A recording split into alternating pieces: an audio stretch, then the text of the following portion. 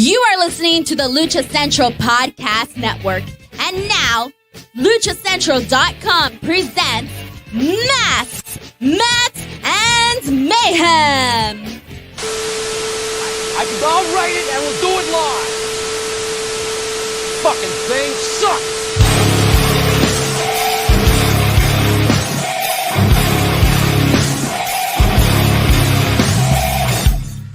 Welcome to another edition of Masks, Mats, and Mayhem. I am your host, Justin Outlaw Harvey. You can find me on social media at JustinHarvey75. You, in fact, can find the entire show on social media at MMMShow75. And that up there is at Byron Fever. Catch it. That over there is Legma Balls. What's going on, brother? I know you stopped by for a special reason. It's probably that belt, right? Because you're the champion. I have two reasons. First of all, yes, the champ is here. Okay, first thing. I mean, look at this, people. WWF, this is beautiful. This was a birthday gift from Byron and Justin. And I got to say, thank you so much. This really means a lot to me. You know, this was the biggest prize in the world when I was like 10 years old. It was like the one thing that I wanted more than anything. And, you know, as you get older, things change. And the belt gets farther and farther away from you. And I'm 42 years old now, man. This belt's really far away. So I'd like to thank you guys for getting me this reminder of the Reaper getting closer every day. No, but I absolutely love it. Seriously, you guys are my brothers. I love you. Thank you so much. This is fucking beautiful. I almost started bawling like a little baby when I opened it, which would have been really embarrassing because Byron was fucking recording it. He might have a video. I have the video. I should tweet it. I hope the video shows the full wood that I had. Full, like. I mean, unmistakable. And what promotion was that noticeable. for? What promotion is that belt for? Oh, that's for the WWF. WWF. That's right. That's the World Wrestling Federation. Back when wrestling was federated. When it was real. Back when I cared. And they're not allowed to sell these belts anymore. Shalom Aleikum to the man that made this. What? The Panda Bears get really upset when they make those belts now. Yeah. Amazing. Thank you guys so much. It made me very happy, but then something happened that made me very sad. I put the belt down and I saw Byron's face. No, the other thing, Casey, you were supposed to talk about the other thing. Okay, I got to talk about Judo Gene LeBell, man. Fuck. That was a sad passing, dude. I absolutely love this man. The part where Seagal crapped himself, or when Gene LeBell died. One of those two passes. Oh no, Seagal deserved it. He kind of made it seem like the shit didn't really happen, but the rest of the story was true. But maybe there was shit. I'm not gonna check Steven Seagal's underpants. He probably goes commando, knowing him. He's weird, right? Like, he probably doesn't wear underwear. Well, and let's be honest. As much as he might not be the badass that he reports to be, he could probably still kill any one of us. So I guess we'll leave Steven Seagal alone in that regards. I mean, if he catches you, belt and he goes down like a bitch, man, I'll just knock him out with my championship right here. You hear that? That's his head. That's his head. Gino. All right. Now, so the story I heard too, though, was that Seagal was being really kind of abusive to the crew and the stunt people on that set, and part of why Judo Gene did that was to put him in his place of like, we don't treat people like that. Yeah. He's hitting people a little too hard, and that happens. It's just weird that the biggest alleged assholes in martial arts are known for hitting their people a little too hard when they're doing their action scenes. So Gene LeBell, Chuck Norris. I mean, not Gene LeBell. He's great. Steven Seagal, Chuck Norris. Yeah. No. Chuck Norris is known for kind of cranking down on people. That sounded wrong. I'm not going to amend it. You think a guy like Gene LeBell, who is, notoriously tough as hell, you know, and a shoot fighter would be the guy that would be like, stop being pussies and hit him harder. But no, he also understood the difference between a work and not a work. Like, bro, yes, we know how to fight, but you save that for a real fight, man. These guys are here to work with you. You do a dance, you do a thing, you make it look good, and you don't hurt anybody. He was trained by Lou Thez, dude. Like, who else can say that? I mean, Chono can say that, but like, truth, not a lot of people can. And it's like, he was invited to do the first UFC. That's a funny story. Okay. So he's got this reputation for being great, and the Gracies kind of didn't like him. So they invited him to be in the first UFC, but he was already like in his 60s.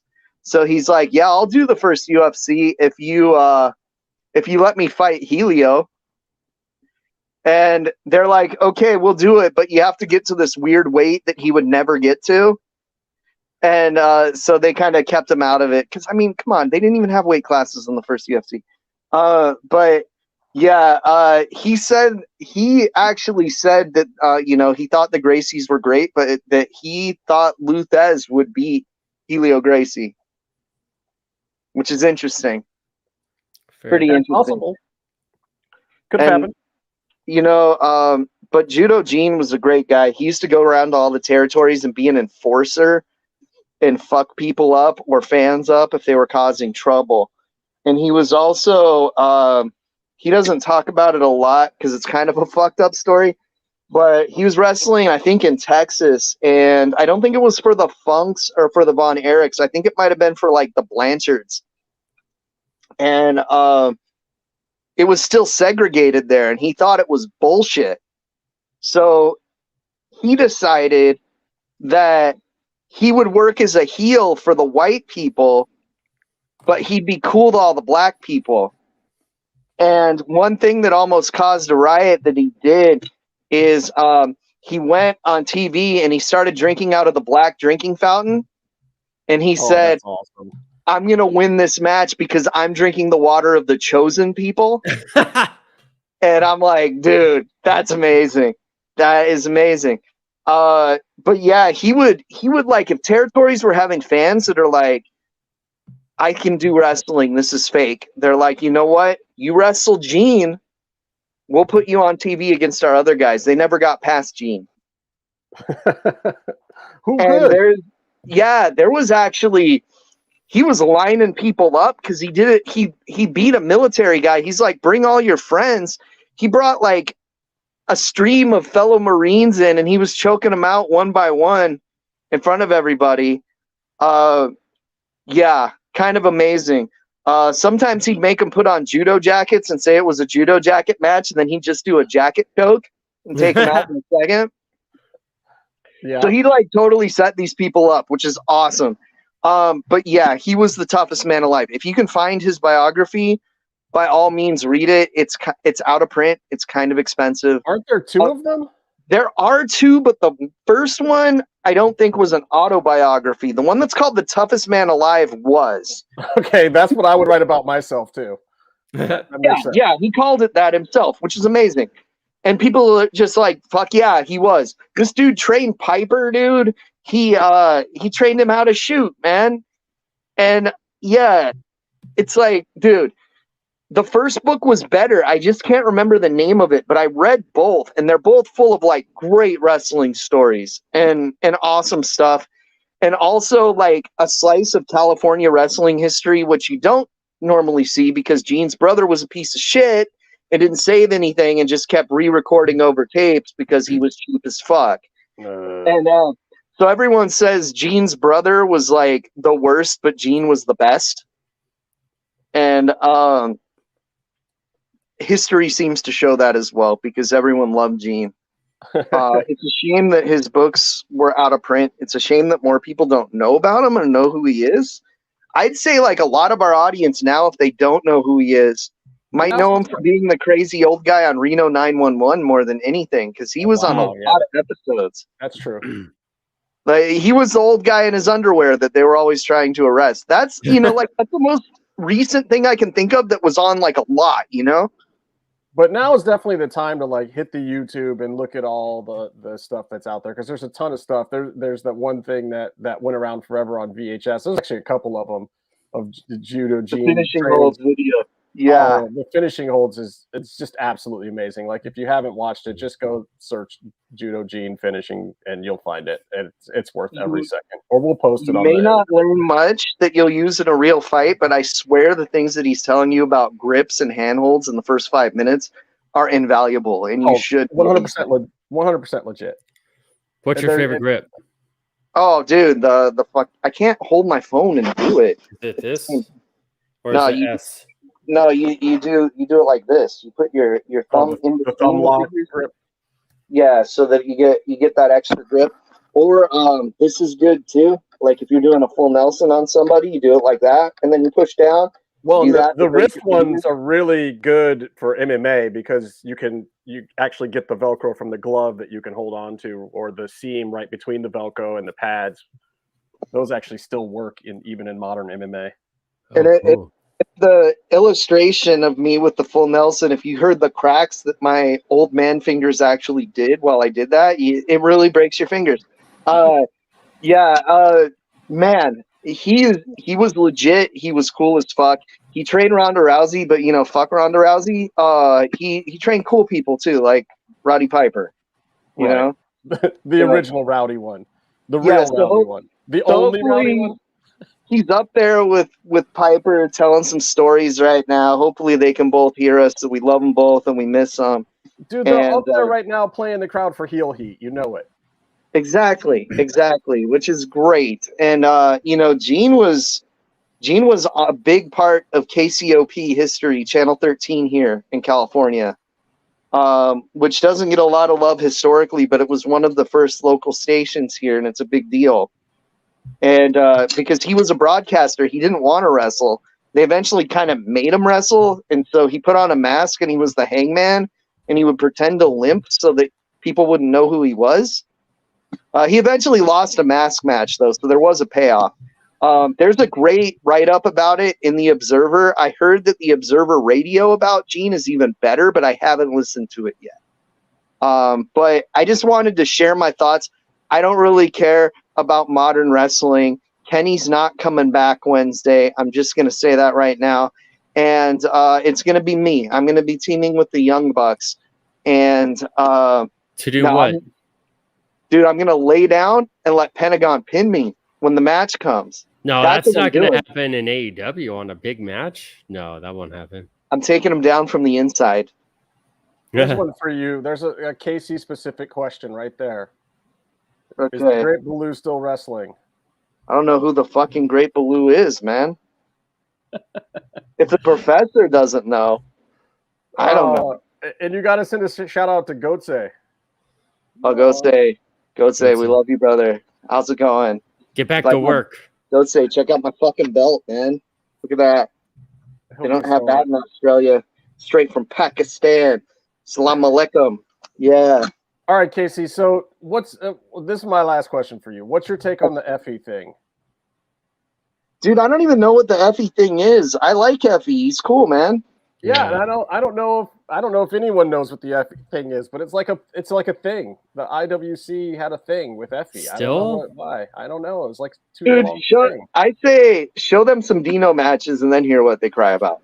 I know a while ago he had a match. Was it with Dark Sheik or someone? And he did a spot, which is basically he put his crotch in her face. But I don't know if it was like an attack or what it was, but it was basically, one of his things. And it just got compared, and the explaining of it got compared to the whole Joey Ryan deal. Are you cool? So they were cool with Jeff Jarrett getting it, but not Dark Sheik because they like her more? I don't know if I don't know if it was like a new or old spot, but he did something, and everyone at GCW, including whoever was in the match, I don't know if it was Sheik. I think it was Sheik, and everyone was cool with it. Yeah. So, I think they need to see the apartment death match from DDT from start to finish. That's an all-time classic. And I hope their mom walks in the same time that happened to J Ray when he was watching it. Wow, that's not okay. There's a story. There's a story. By the way, There's here's one of your here's- homies too there, Case. See, everyone comes out of the woodwork for Whoa! Case. Wait, what? What? Andre, Nichols. Oh, Andre, what's up? What's up? What's up? It is an old What up, spot. Doc? There we go. There we go. Andre, the spell is half yours. It's half yours for saying that. Thank you. That's what happens when you get a championship question in on the MMM show or comment. Yeah, awesome. I'm never gonna do the show again, but thank you. No, I legit just wanted to come in and thank these guys, and then talk about Judo Gene, and then say Kenny's not coming back. Don't even watch the show. Don't even watch. Kenny's coming back. All right, well, we'll have to see if this brief cameo this week does what Meef's brief cameo last week did, because he got big numbers, man. And thanks for everyone who listened last week. That's our biggest show in a while. And Wow, get some taste. I don't know if it was on the back of Meefloaf's appearance or the fact that Karrion Kross told all his buddies to watch, but one of those two things did us some good. Okay, I want to say congrats to Kross for being back. And I also want to say, fuck you, Meef. Hashtag Meef Slam. Meef Slam, hashtag. Hashtag. Played it in reverse. Nice work, Byron. And also, look, man, listen to another miserable podcast everywhere that you can find podcasts. What is that? Okay. What's that all about? Oh, dude, it's my horror podcast that I do with Zach and this dude Chris that you guys don't know, because those of you that are true MMF show listeners, I might add an extra M there. I'm hungry. Delicious. You'll remember Zach from the episode he appeared on of this show. Oh God, he was on the show. Be remembered for that though? Does not? He absolutely does not. But he keeps the kayfabe going for it, right? You gotta accept it. You gotta take your wins and losses, man. When you have to lay down like that in the middle of the battle, sometimes you just gotta accept it as part of your history and lineage and move on. He's a great horror podcast host, and so am I, and so is Chris. So listen to the show. You guys are really good at it. Every horror convention we go to, we show up and we're in line, and you guys are like, "Oh, we don't have anything for our podcast." You don't even wear a shirt, so people see that it's a thing. How many MMM show fucking business cards do you have printed, Byron? I used to wear them. Justin has them. We do have 500 of them right now. And we got Byron and I were just talking about this. We got recognized in Philly, long way from home. Like, it's one thing to get recognized at an LA show, but we actually got stopped a couple times. Like, hey, you're the MMM show guys, out of nowhere in Philly. I can't wear my merch because it says fucking giant letters on it. But you know what? You know who wears my merch? Andre Nichols in the chat. Thank you. Love you, sir. I hope you still have that shirt and you don't just wash your car with it. No, it is. But it would be an honor to wash your car, my friend. Our shirts do not have ShamWow capabilities. Sorry, we'll have to upgrade them on the next batch. Oh, dude, that would be sick, because then if you sweat, they would just like dry. Oh yeah, it just sweeps right away into the ShamWowness of it all. Yeah, yeah. But what about the slap shot? You're gonna love my nuts. Boom. Wow. That's how it goes when the gringo appears, when the professor arrives and disappears. He didn't say penis this time though, Byron. He didn't, and that's a failure of his, which will drive him to not sleep and not eat for 7 days until he comes back on the show next week just to say penis. I was gonna talk about the Effie thing later, but I guess I'll finish my quick thoughts on it now. Or actually, I don't even really have thoughts on it. I just have a question more than anything else. Like, are we to the point now with just the current mentality? And I don't really judge it one way or the other. Are we to the point now though where like you can't do any kind of sexualized gimmick in wrestling because it's just construed the wrong way? Like, have we finally gotten there? I mean, I definitely think like the Joey Ryan thing kind of ruined a lot of good faith spots for Heat. I think also in general, the whole Me Too movement of wrestling ruined a lot of good faith. I mean, it's just before a lot of that happened. I think an example or the metaphor of it could be like Louis C.K. had a joke that was very plainly saying something to the effect of rape is bad unless you want to have sex with someone and they won't let you. And then everyone laughs because you're like, oh, this guy is right, because it makes your brain tickle because it's not what you're thinking. He's joke. Harmless, and it's like, oh, it's so outrageous and blah blah blah. But then then you find out, oh, Louis C.K. actually did something like that, and like had major implications on a lot of people's lives, or people's lives that ruined their careers and blah blah blah. And you're like, oh, I had that. So like, how do you learn to trust again? How do you? So I could see why people would be uncomfortable. Well, I mean, Hulk Hogan seemed to be fine after the Michael Richards thing. Oh, someone was trying to tell me. I just love the awkward silence there. So appropriate. Go ahead, Mark. Someone was trying to tell me that they use the word vinegar, but I still wouldn't be allowed to say it. Wow, that's a good one. It's close, right? But like, I mean, I would not say it to anyone except for you.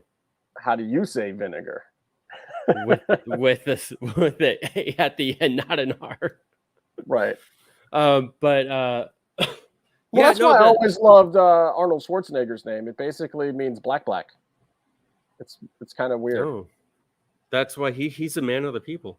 But with the Effie thing, it's just he's an outlandish, sort of controversial type of character. Although he's fine, he's a guy. He's basically a dude who knows business really well and runs his own personal brand really well. And he's like the guy on the indies that everyone would want to work with because you make money with him. And it's like, okay, I will understand comparisons to Joey Ryan when somebody takes their penis gimmick too far and they become Joey Ryan. Like you can't compare yourself to him now if that person also doesn't have that kind of backstage antics going on. I think that's the unfair comparison. Yeah, maybe some of the in-ring stuff is similar, but that's like saying that every dude who does a leg drop is a racist. You have to be careful of who you compare somebody to because the comparison stretches beyond. Like I get the in-ring part of the gimmick and the spots may have some similarities, but I personally, like, unless there's some kind of accusation that I have not heard about Effie, I can't say that I know much about Effie other than that I've been very entertained in the last year or so by a lot of Effie stuff. And Effie seems to really have a good business sense and a good sense of self-booking and what kind of spots are getting over and really good crowd interaction. And, a lot of big name performers are more than happy to work with Effie. So I just find it interesting that the internet wrestling community gets so avid about certain things of like, is this like, are we canceling Effie now because a spot made you cringe a little bit? Like, let's just call it a cringy spot and move on. Yeah. And it's also like, it's the whole outrage thing. And I don't like to get into using the words cancel culture and whatever words, blah, blah, blah. Nothing means anything anymore. It's just, but people like to get upset. There's lots of bad things going on. And like Joey Ryan happens and you get really upset. And then something else reminds you of that. And you just go back to that level. Like, look, all I can say is I was so happy about the Joey Ryan presentation in Lucha Underground not having that stuff. Yeah. Even at the time before all the other stuff came out, I personally was a little put off by some of it. Like some of it was funny and it was kitschy and stuff, but I always did kind of wonder, like, and this is kind of what I wonder in the Effie thing, like, is it wrong when your spot is sexualized if it could make the other performers that you're performing with uncomfortable?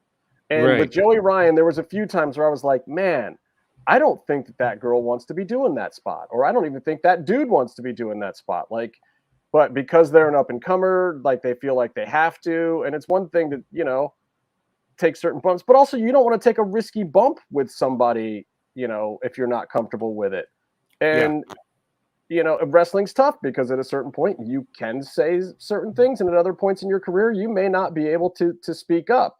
And that's when, like, is the intimidation of doing a spot that you're uncomfortable with an issue? And do, all manners of sexualized spots have to go because of that? Like, what do you do with a Pimpinella? Is that off the table now too? Like, just Dino, like, are these spots just not okay now?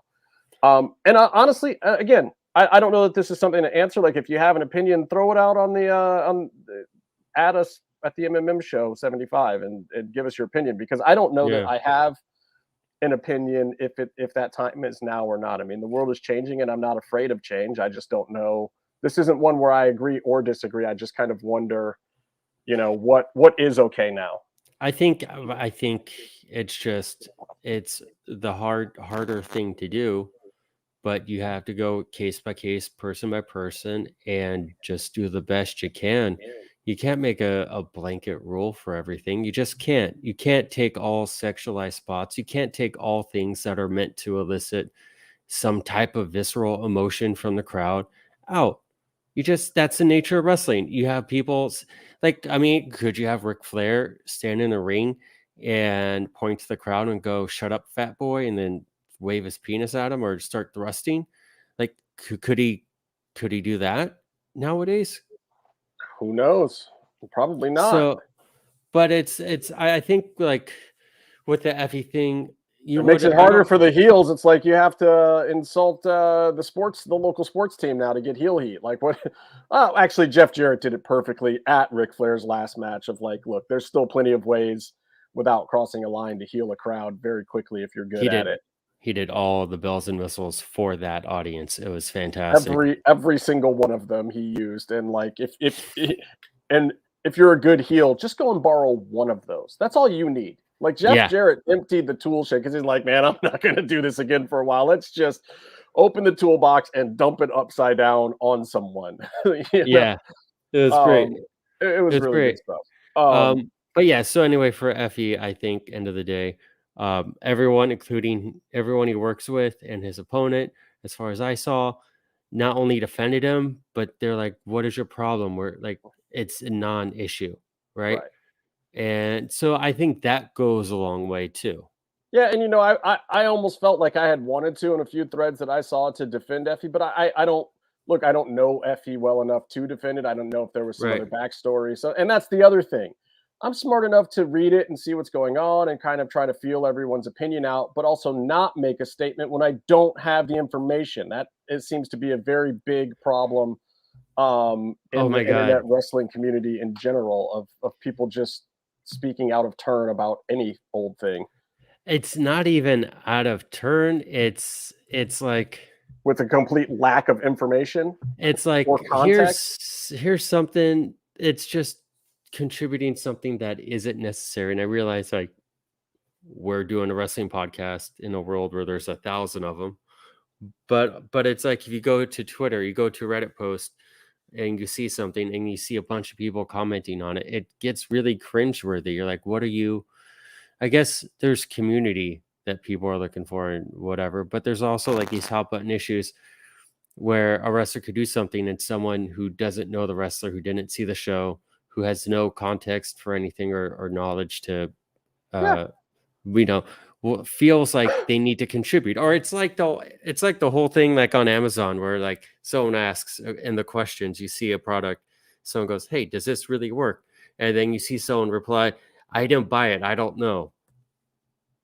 Like, why are you there? Why are you saying anything then? Like, you're not the person, you're not the query subject.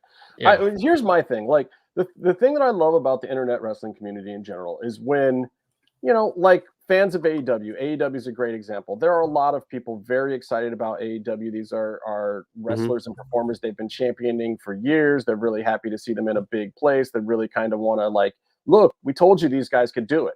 And the look, we told you these guys could do it part of it, I am 100% behind. But then it gets to the point that because of that, you want to start bashing, or they do start bashing everything else, or a large section of them start bashing everything else.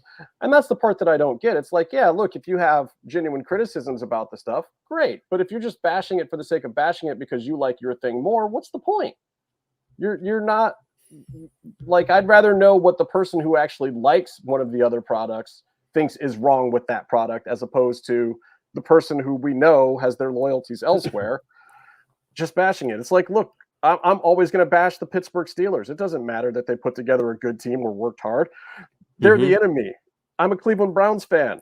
My opinion about the Pittsburgh Steelers does not matter. It never will. And it's a joke, anything I say about the Pittsburgh Steelers, because I don't know or care anything about them. I like the Browns. Like, that's why, and that's where I think it's stupid. But also, as a Browns fan, you don't see me going on the NFL wrestling what would you call it? The NFL internet community, the NFL IC, the NFL IWC, the I NFLC.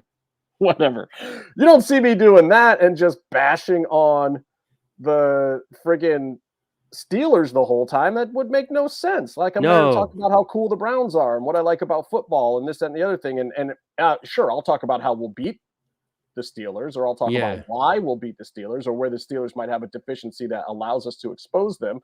But the part where I just, hate on their quarterback or something, it's stupid. Yeah, I mean, you only do that for the Jets. Right. Yeah, of course. Anyway, so here's the real question of the day. The real question of the day is who is winning the war in real life, not in the internet wrestling community, between AEW and WWE. And I know we started this conversation last week, but I think there's some interesting evidence this week. But before I get to that, I want to talk about who is clearly losing this week. And our wall of shame is returning for one name and one name only that I have to put on the wall of shame. Not from any fault of their own, but because they just got the biggest amount of suck handed to them this week out of anybody in wrestling. You know who's on the wall of shame now? Is it Miz? No. The wall of shame just isn't enough for him. It's not big enough for him. Anyway, on the wall of shame now, officially, now that I'm bringing it back, the first name on the new 2022 edition of the wall of shame is Freddie Prinze Jr. Poor Freddie. He had this great idea. He wants to start a wrestling company. He wants to do a kind of a mix of traditional territories wrestling with Lucha Underground style storytelling, do it as a TV show, let the performers/actors be unionized. Got all the right ideas to the point where I'm even like DM and Freddie, like, dude, if I'm available, I'd love to come and help you out with that thing next year, whatever. Yeah. He's got storyboards. He's telling this whole thing. Like, he's got a very specific vision. He's working very hard on it. His podcast is also halfway decent, by the way. Freddie Prinze Jr. is not a piece of crap like some people think he is. He's not just Fred from Scooby-Doo anymore. He actually worked at WWE for a while, which people don't even know. He was a writer in the writer's room. After he got RKO'd. Yeah. I mean, like, Freddie Prinze, I wouldn't say Freddie Prinze is wrestling, but he's not David Arquette, okay? He clearly knows what's up, and he's been around it his whole life. In fact, he has his own version of the Judo Gene Steven Seagal story, too, because he was around all those guys. Those guys were his dad's friends, and he knows all of those people. Anyway, he's still on the wall of shame, though, because it turns out that one man's giant killer is another man's lost champion. That Karrion Kross was, in fact, supposed to be and had pretty much already done a done deal with Freddie Prinze Jr. to be the champion of Freddie's wrestling promotion when it started up, being that he didn't really want to sign at any of the other promotions and whatnot. And I could have 100% seen Killer Kross being the champion of a new TV style promotion. So, Freddie says that Freddie said it on his podcast that he knew that it was coming basically as soon as Vince was out. And I'm like, yeah, I mean, I thought it was coming too. None of us could be sure, and I even texted Kross about it. And, he sounded like just excited and overjoyed at the time of the possibility and didn't really know himself at the time. But about a day before the infamous SmackDown a week and a half ago or whatever, that Freddie got the phone call from Kross, and Kross was like, yeah, about that being your champion thing. And Freddie being very gracious, told him like, hey, you've got to pursue your dreams. You can't give up your dream for my dream. And clearly Cross's dream is to be in the top programs at WWE and to be the WWE champion. Not that he would have had any issue being Freddie's champion or champion of any promotion for that matter. But, clearly the guy has worked his whole career to get to a spot where he can go to a place like WWE. And we know Kross, like, he really always wanted to do it the right way. He was a stickler about it to the point where when he could have done certain things before that any wrestler would jump at the opportunity to, he would really take a pause and he would think it through and say, okay, but is this going to make me the guy that can be that WWE champion? Like, I don't just want to get there. I don't want to just go to WWE and, be some gladiator in a skirt or something. I want to get sorry, Kross. No, but like he legit like had a plan and a vision in his mind of like, I need to have these skills first. I need to spend this amount of time. I want to work with these top guys. Like, I'm going to fly myself out of my way to go do a match with Shane Douglas because I want to learn how he works the crowd. I want to do a match with Gotch that is all mat wrestling on the indie so that I know what it's like to rub somebody's face in the canvas, but still, wipe your feet on coming in and out of the ring and having respect for the whole business. Like they were that specific too. Like every time I've talked to him, when we actually talk about wrestling, he has always been super specific about the kind of guy he wanted to be when he got to the top. Not if, but when. And it was always a matter of when for him. Like, I am going to find a way to get there and to get there the right way. I want to pay my dues. I don't want to get jumped up before it's my time. I don't want to do things that don't make sense. I don't want to disrespect the business. I don't want to disrespect the guys who have been there before me or put in work. I want to do it the right way, the whole way. And that takes a lot to even consider any profession that way. Because most people will take every opportunity they can to get ahead and then figure it out after the fact, Yeah. And it's difficult, and I respect it because I have to say I've taken a similar path in a lot of my stuff, which is part of the reason why I get along with the guy, because I've always respected that about him. And it just happens that Freddie Prinze gets himself on the wall of shame because he was the guy on the wrong side of Kross being actually a good dude. So what's the deal? So coming from a TV perspective of this, because from a wrestling perspective, Freddie is trying to get a company off the ground. It doesn't make sense for him to write. Like, of course, everyone's like, "All right, I want a place to work." They'll hit him up, but but it doesn't make sense for him to have like a marquee talent to base it around right now, as far as a wrestling show. At this point, I think it does though. The way in yeah. Freddie's thinking, it's like because he's pitching it like a movie. He's pitching it like a TV show. He wants a star attached, and Freddie is a guy who has worked within Hollywood. Him and his wife are definitely Hollywood players. They understand the business side of it, and that was part of, or that is part of how Freddie wants to approach things differently. It's you option a script or an idea first. Then you get a couple of people attached to it and you try to keep them available to the project. But also in Hollywood, anybody knows that lots of times somebody's attached to a great project and, it might start off with Will Ferrell and end up with Daniel Craig. It Was happens. that the Bond constantly. movie story? No. Oh. I think that'd be amazing. Will Ferrell as James Bond. But it does happen, and I think Freddie is accepting of that, but it's still a bummer for him, But there's also good reasons for why some of this has happened. There's not, I won't say that there's truth to this, but I don't say that this is a fallacy either. USA has the truth. This part is true. USA has had issues with WWE about the fact that Roman Reigns is holding both the belts, and they don't get Roman Reigns very often. They don't get the WWE champion like they were before. Before they had a dedicated champion, and USA liked that. And it's not strange for them to say that. However, they don't have creative ability on the show necessarily because like they can pick up a contract or they can drop a contract. They can say what standard and practices will accept or what they would like to see. But, you know, all they can really do to WWE is negotiate for less money next time because WWE actually owns and licenses the show to USA Networks and Universal as with Fox.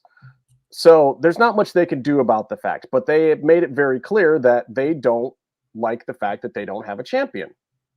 And it's been said that, you know, with Triple H in power, they've been a little more forceful about that fact right off the bat of like, hey, we understand the old man's gone, but we were trying to talk to him about this. This is an issue for us. So there's a lot of speculation that and direct speculation. I'm talking speculation within the company that Triple H, one of the reasons he brought Karrion Kross back is that he needs it to make sense to take one of the belts off of Roman Reigns as soon as makes sense. Yeah. And that doesn't necessarily mean it's going to go on Kross, but, you know, there's a lot of speculation. I think even Freddie believes that Kross will end up holding one of those belts sooner rather than later. And that is one of the reasons to bring him in. They need a credible challenge.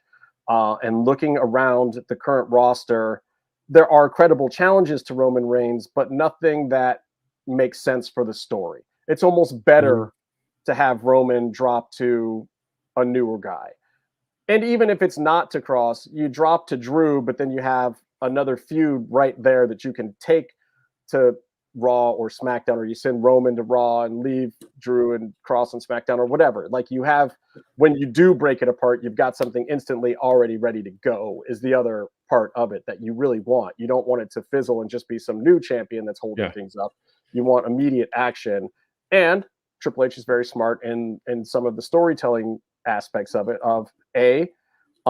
even people inside WWE don't know the answer. There are a few who do, and there are a lot that don't. That's great. That's the way it should be. You know, and as much as shows like this and other podcasts or whatever, everybody wants to have news, everybody wants to have information. At the end of the day, no, I don't.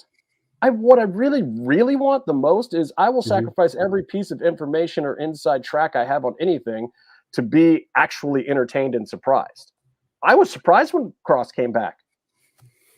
You know, and we texted and chatted with him tangentially about some other stuff in the week that it happened. Yeah. And didn't know. You know, I have no problem with that. I'm not like, oh, I can't believe Kevin didn't tell us that he was going to No, I'm like, hell yeah, he didn't tell us. That's amazing. That's so awesome. Like, surprise. You know, that gets me up for wrestling. That's the stuff that I like. And I appreciate that. Yeah, and I think also something that I think we're beginning to see with Triple H and the issue about Roman, the big champ, not being on both shows. I think what we're also seeing is we're seeing those second tier titles being elevated, where like you had a really good match. Oh, big time. Oh, big time. Like you had Gunther and Shinsuke put on a match.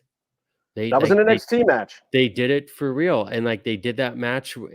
It's one of those things. It's one of those things that I enjoy about some of the big AEW matches, but more so that I enjoy about the Japanese style wrestling, especially the G1's on right now. So like I'm kind of not watching anything else. But you see a good hard match, and there's a winner. Well, if Paula's watching, Paula's going to love you for watching the G1 because that's all Paula's about right now. I'm still trying to catch up before it's done because you do want to. It's hard to keep up, but you do want to see the finals live. You have to, right?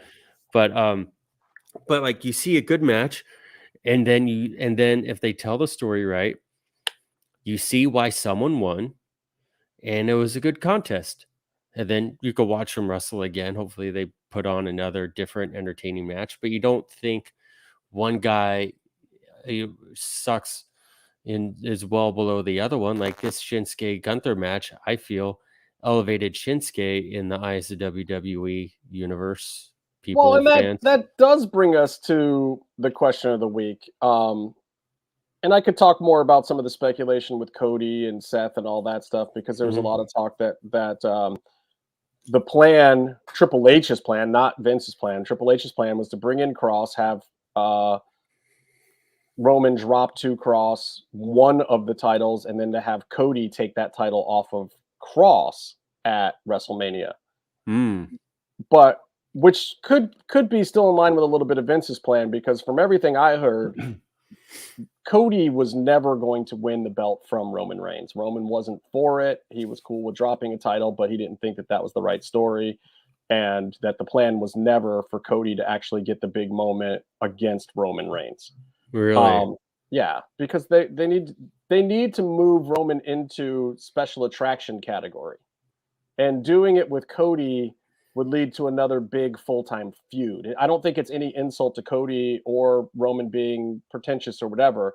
It's the fact that they have to figure out how to make Roman into Randy Orton and John Cena and these other guys that are in Brock Lesnar, that he can be more part-time and not hold up storylines, but still be a huge draw when they need him. Like, Roman's still going to wrestle for years, but he's not going to be full-time anymore, and they can't afford for him to be, because they can't pay that price.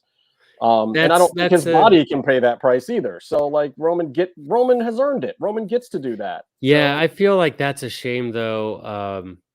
I mean, I'm all for a wrestler not having a bump on the back of their neck and risk, killing themselves for a living. At least, cut it out as much as possible. I'm all for that.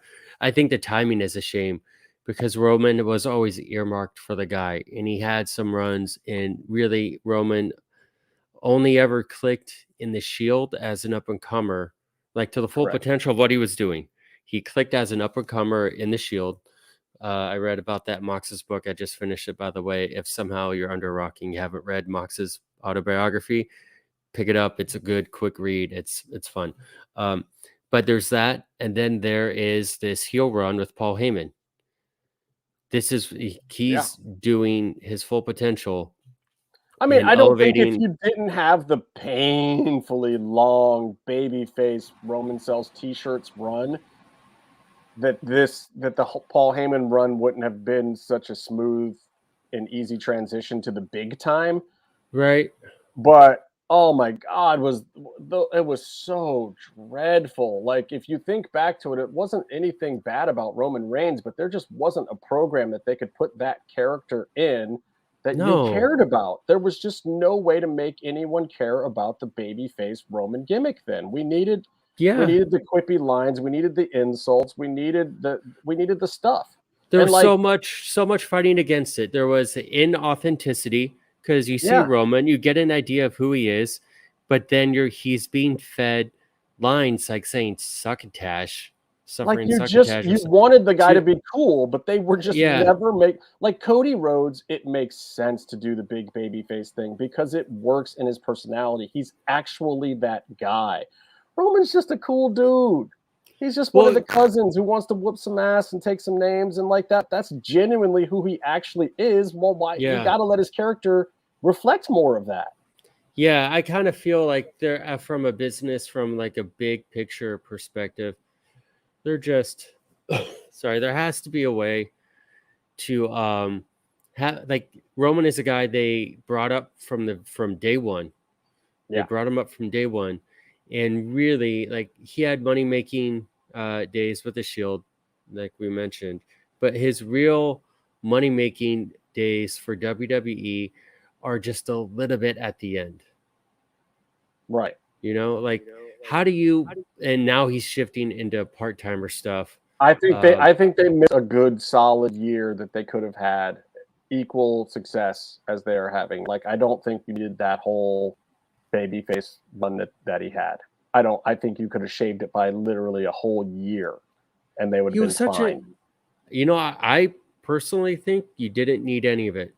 I thought you think you could have done it that soon and haven't been as big as he is right now? I mean, like, half the reason why so many people support him now is because they were so sick of it before. Like, I hated, you said Roman Reigns, and I'd be like, that's not wrestling. Don't talk to me about Roman Reigns. That's crap. That's not the sport that I like. I think Roman, first, he had good intentioned investment by the fans in his work as the Shield.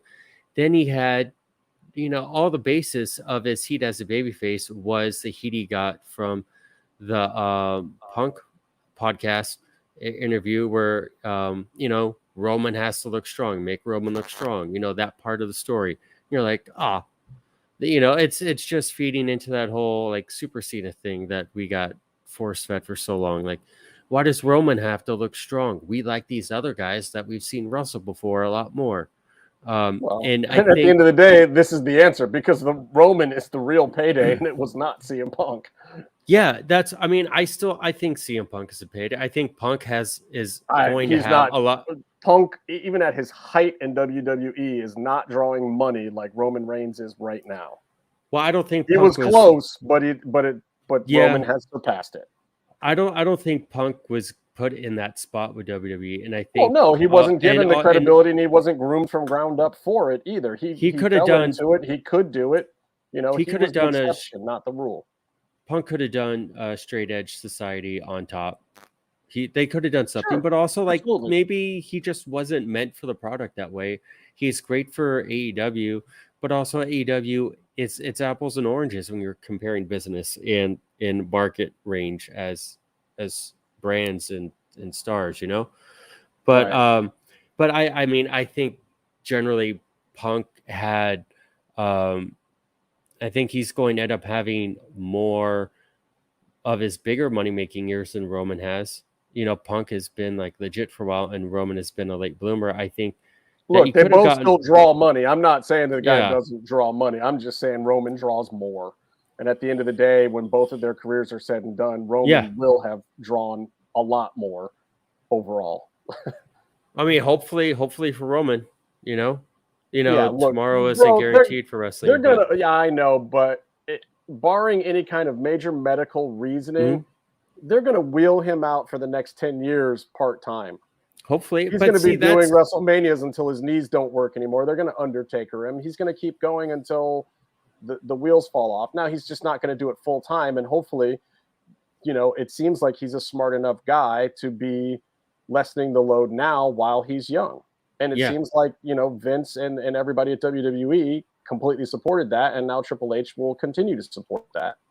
Yeah, no, it's great. I just think, to your point, how big of a figure Roman is to WWE. He's the guy on the poster, he's the guy that is. He's going to headline the next, right? 5 WrestleManias, regardless of how much he's in WWE. And he was earmarked for that from the beginning. That's what they wanted for him, and that's the potential he always had. I feel like it's a shame that they didn't get him, because it's not like it was even like a long shot or like an accident that he got to where he is now. It's a shame they didn't get him to the top of the mountain sooner. I think. I don't disagree. I don't think it would have. Look, yeah. I think in the going back to kind of the topic of the day, this AEW versus WWE thing, I think that still your WWE top guy being Roman Reigns is winning and bigger than your AEW top guy CM Punk. Now, I also still think they can get 5 more years out of CM Punk too. I think he can be the headline top guy for AEW for a long time. And I think he's going to draw big money. Yeah. I think Roman's just going to keep edging him out though. Well, I think it's apples and oranges really, because AEW is a growing company and blah, blah, blah. What they need is apples and oranges, but in a top guy to top guy comparison, one top guy is clearly going to make more money than the other one. Yeah. Yeah. I mean, even if Roman gets a smaller slice of the pie, then, and I'm not saying he should, I think Roman should get a much bigger slice of the WWE pie than Punk, but let's just say he gets a smaller slice of the pie at WWE. The pie at WWE is so much bigger than AEW's ever will be anytime soon. Maybe we'll see. I think. Well, so look, so you were talking about. I want to go through a couple of the matches because here's my, because I kind of want to look at some examples of things, and I'll fly through some of this, but other stuff I kind of want to land on because this week felt different. And of course, we're still feeling the Triple H effect, but we're also feeling the effect of, some new stuff backstage at AEW, not as public as the Triple H thing and not as major as the Triple H thing, but AEW backstage, from what I'm hearing and from what you're seeing and what's publicly going on, that they are trying to improve some storytelling. They are trying to do a few things differently. Mm-hmm. And it was really funny because this week I felt like WWE did some very AEW-esque things, which also could be attributed to being NXT-esque things, by the way, not necessarily just AEW, but they definitely shifted certain things, especially with matches and match times and match flows, and also with dropping the ball in a few storylines. Where at the same time, AEW seemed to try to do more to tell some storylines in advance or set up some stories and do more storytelling. Yeah. And also do some shorter, quicker matches that felt more WWE style. So I thought it was a very interesting week of okay, well, so the reassessment this week in the AEW versus WWE comparison to me is not which one of them is excelling more at their own style, but which one of them did the other guy's thing better this week. Yeah. And that was kind of the approach that I took. So let me go back to SmackDown. Well, I think in general, just big picture on that before we get going, I think in general with Triple H, and we talked a lot about this last week, I think you're going to see both companies in the same general ballpark as far as quality and the type of quality of product. So I think seeing them do each other's things, we're going to see more of that, because you're also going to see more capable wrestlers doing wrestling, and you're going to see characters and stories that are invested in by the company. Possibly. We'll see. But that's kind of why I want to go through some of these things, because I think there were some hits and misses, and maybe the companies shouldn't change as much as even I've been saying that some things should change. I don't know. So SmackDown, Raquel Rodriguez and Aaliyah defeat Shotzi and Xia Li. Nothing much to say there other than I think that they are correct. We talked a little bit about this last week. I think that the Raquel Rodriguez approach is, in fact, sound. I think you just keep doing this for a while. You just keep building it. And I liked this match, especially for Shotzi and Xia Li. I think this was kind of a redemption moment for both of them as well. Shotzi, I think, is in a similar situation to Raquel Rodriguez in the fact that they kind of blew it a little bit with her, not even really her fault. And she does have some weaknesses, some of which were exposed, some of which were exaggerated by the commentary of the peoples. But I think it needs to have a steady build, more matches like this. Everything that happened in this was absolutely fine and absolutely on target. Nothing special to write home about, but absolutely deserved to be where it was and was good for everyone involved, except maybe Aaliyah, who just seems like a wonderful person and has a decent personality and has a good look, but I just don't see the value in her long term for them or anyone for that matter. I just don't see it personally. I mean, you put her up against the competition. You're like, okay, let's put her on TV. I'm happy for her. But then when they go, who are you going to take off TV? I don't have an answer for you. I really feel like Aaliyah is a talent that would be better served in NXT for many, many reasons, but that's just my opinion.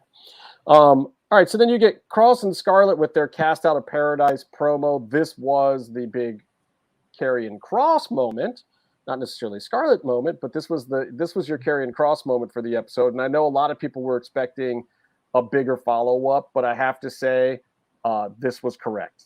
Also, I liked this. Like, give me the Kross promo. Let him say some words about it. Let him, acknowledge that he's put some of the top guys on notice, and leave it there. He gave us his, but everybody in the end, everybody pays the toll. This is very much the Vegas Killer version of the character, and it seems like they're letting him do that. This is exactly the kind of promos he was cutting in FSW 5 years ago, or whatever. He's redoing the creation of his gimmick, and that's what I want to see. And I love, this was a great astute way of storytelling, and WWE has done a few of these recently, and this is a new hallmark of the Triple H style, was that in the background of that promo, like, hey, we're writing a TV show now. That's when Drew is walking to his walkout. I don't know if that was a pre-tape or not, but it's beautiful because it transitioned right into Drew's ring entrance, and it's like, okay, we're actually doing linear storytelling now. We're connecting A to B. Like, we're doing a fired up promo. Oh, and in the background, way in the background, there's the guy that we're talking about walking to do his ring entrance. We're continuing the storyline. We're not breaking away from the big thing that we're doing right now, which is Drew versus Roman and this other new guy, Karrion Kross, interfering in it. That's, to me, that's good storytelling. I thought that was a really good touch that deserved to be acknowledged. Drew does his regular shtick, going to send Kross back to the dungeon, the hospital, or the graveyard. The Kross music hits. Scarlett arrives. You're expecting the big Karrion Kross run in. You're expecting that big follow-up, and you get the Usos instead, which I thought was a great touch. Like, no, guys, like, we love Karrion Kross, but at the same time, this is still Roman's show, even when he's not here. And Triple H was very smart, and whoever wrote this episode was very smart to still remember that, like, as much as we want Kross to be a star, Roman Reigns is the star. Even if he's not there, you let his supporting cast have a big moment. Also, just smart to me. But I like the fact that it gave Scarlett another big moment. This was, Scarlett was really downplayed under the Vince era. She was treated like a second-class citizen, that she was just, arm candy for Kross. And I do think that she has more to offer than that. And Absolutely. I think that she does. And even if it's just connected to him the entire time and as part of his gimmick, and I think the announce team, and God bless Michael Cole now, but I was not a fan of that guy for so long, but then when you hear the stories about how Vince talked to him in his ear through his entire career, he's just finally off the leash for the first time in his life, and his performances are magical compared to everything he's done in his entire career. In like 3 short weeks, the dude is probably the best announcer in the game, probably always was, and just no one ever could possibly know because he had some crazy old bastard yelling in his ear the entire time through his entire career. Just amazing. Anyway, so check marks for that segment, and that was regular stuff done the Triple H way, so it was even better. Good stuff. Kendo Kofi versus Viking Shields. I don't know what this was. This looked like a freaking LARPing match in Central Park gone wrong. God. And I love Kofi to death. Like, Kofi is my dude, man. But and I like the Viking Raiders too, or whatever the hell they're called these days. They're Viking Raiders right now, right? Instead of, they're not War Machine, right? I don't know. They're Viking Raiders now. So, God, I just like, I get it, but it looked like a bunch of guys playing with toys. It just didn't sit to me. Even the splash off the barricade was kind of whatever, but this felt almost like WWE to me trying to make a cool impromptu bash, battle moment. And this is one of those things that I think AEW does better. And they do it on a regular basis. And I get mad because a lot of times it feels random and doesn't have the storytelling. Well, it felt even worse when WWE did it. It did feel random without the storytelling there also, but in addition, it looked clownish. And I thought that they made, 3 very credible, capable wrestlers look like idiots. So thumbs down for that one. Then we get to the one that I think is funny that I definitely want to stop and talk about for a minute. God bless Triple H. I know he wants to bring back a lot of his people that he believed in, but and Byron will tell you, I'm a fan of these guys. Yeah. But bringing back Hit Row without the guy whose house built Hit Row, Swerve, what do you think about this? Like, they got a squash match, which is, again, I think the right way to reintroduce them. But Hit Row without squash is like, without Swerve. I mean, yeah, Hit Row without Swerve doing a squash just felt like a whole lot of who and why. Like, is the crowd buying this? Like, I get it. Well, I think there were some reports on the internets and Reddits that are from Fightful Select that WWE reached out to 2 AEW talents about signing him back, and the talents notified Tony Khan and blah blah blah.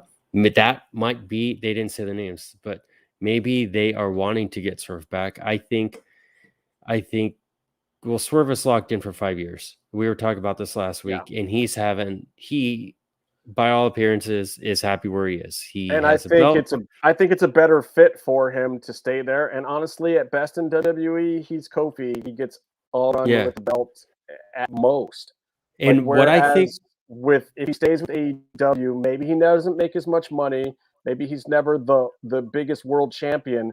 But I think that he leaves a bigger legacy and a credibility to his entire career if he stays there for 5 to 10 years. He could do AEW, and then he could be a coach there later in his career. I mean, I don't know. I mean, we always talk about it, but I don't know how many people watch Swerve's matches and look at just the genius that he is with putting his matches together. He always looks good. And it's hard to not notice that. But everyone else, I mean, even in some of the dumbest NXT matches, he made uber brand new green ass jobbers look like $1 million to his own detriment, to the point where I think he wasn't getting over because he was getting other people over. Or and he deserves better than that. And it's not that Triple H wouldn't give him better than that now. It's just I don't think the top is high enough for him at WWE to warrant it. I mean, it's hard because he was there and he was cooled for so long until they finally did Hit Row and blah, blah, blah. And it's like, I mean, this evolution of Swerve that got him to where he's at now, which is, which, is working for him. I don't think it needed that long to percolate and figure out, Right. I think there is an element where they just don't get it. And I think there's an element in AEW where Tony Khan may not get what you're doing, but you're a grown ass man or woman and you are in charge of your career. So at some point, like, he's going to let you give a shot. He let Matt Hardy do the dumb teleportation thing. And, and everyone's like, it didn't really work. But he let him do it again, but he let him do it. So that's but I think you're going to find more success with Swerve. And I think at first, a lot of people are going to be like, huh? But I worry that without a mouthpiece like Swerve, the rest of Hit Row is going to also try to do stuff like that. And Triple H is also going to let them do that. And it might not land. And I think B-Fab and Top Dollar, I don't know much about. I hear great things about Adonis. I haven't seen them yet. Top Dollar, I think, is a star. I think he is exactly the kind of big man that WWE could use, especially in a group. I think B-Fab is actually a better mouthpiece than people realize, and is highly athletic, and hasn't really had a great chance. But she got in time at the PC that people don't realize, and she was doing better than most of the other women who were down at NXT with her at the time. And in fact, I've heard she's even was better than Shotzi in a lot of the PC training days. So, oh wow, I mean, I think Hit Row and Swerve were all people who should not have been fired. So it's kind of like retconning a little bit. I think there is an appeal that if they wanted Swerve back, this would help. I think that would be relevant if Swerve was on like a 3-year deal that he's a year into. I think a 5-year deal is like it's a bit far. It's a bit far out, that would be a real Swerve to get him back on. Like Tony would have to be real bad at business to let that happen somehow. Yeah. I don't think I don't think Swerve is actually going to go back. It's just he also has so much time to do other stuff he wants to do. And a guy like Swerve, I don't know him personally, but it seems like he's a little diversified in his interests, and seeing how he can make good money in AEW, work with Keith Lee and have a good time and get the promo and title belt time and blah, blah, blah on the main shows. It's just from the few conversations I've had with him, he would tell you flat out any day of the week, he's not a wrestler. He's not a sports entertainer guy. He just is an entertainer. He's an artist. And I've met lots of people like that. Like, he doesn't necessarily care. He just wants to perform. He wants to perform for people. He likes entertaining people. He has a certain style and a certain swagger and a certain way of doing that.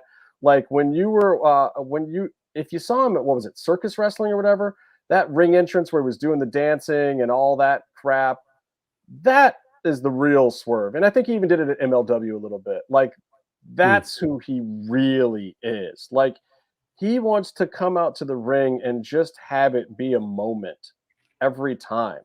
Like, and if that moment came from him standing on a stage and rapping, or if that moment came from having 5,000 people listening to his podcast or whatever it is, like that, he is one of those guys. And it's not even out of an egotistical place. It's like I want to work hard to find a way to make people smile and get into a moment.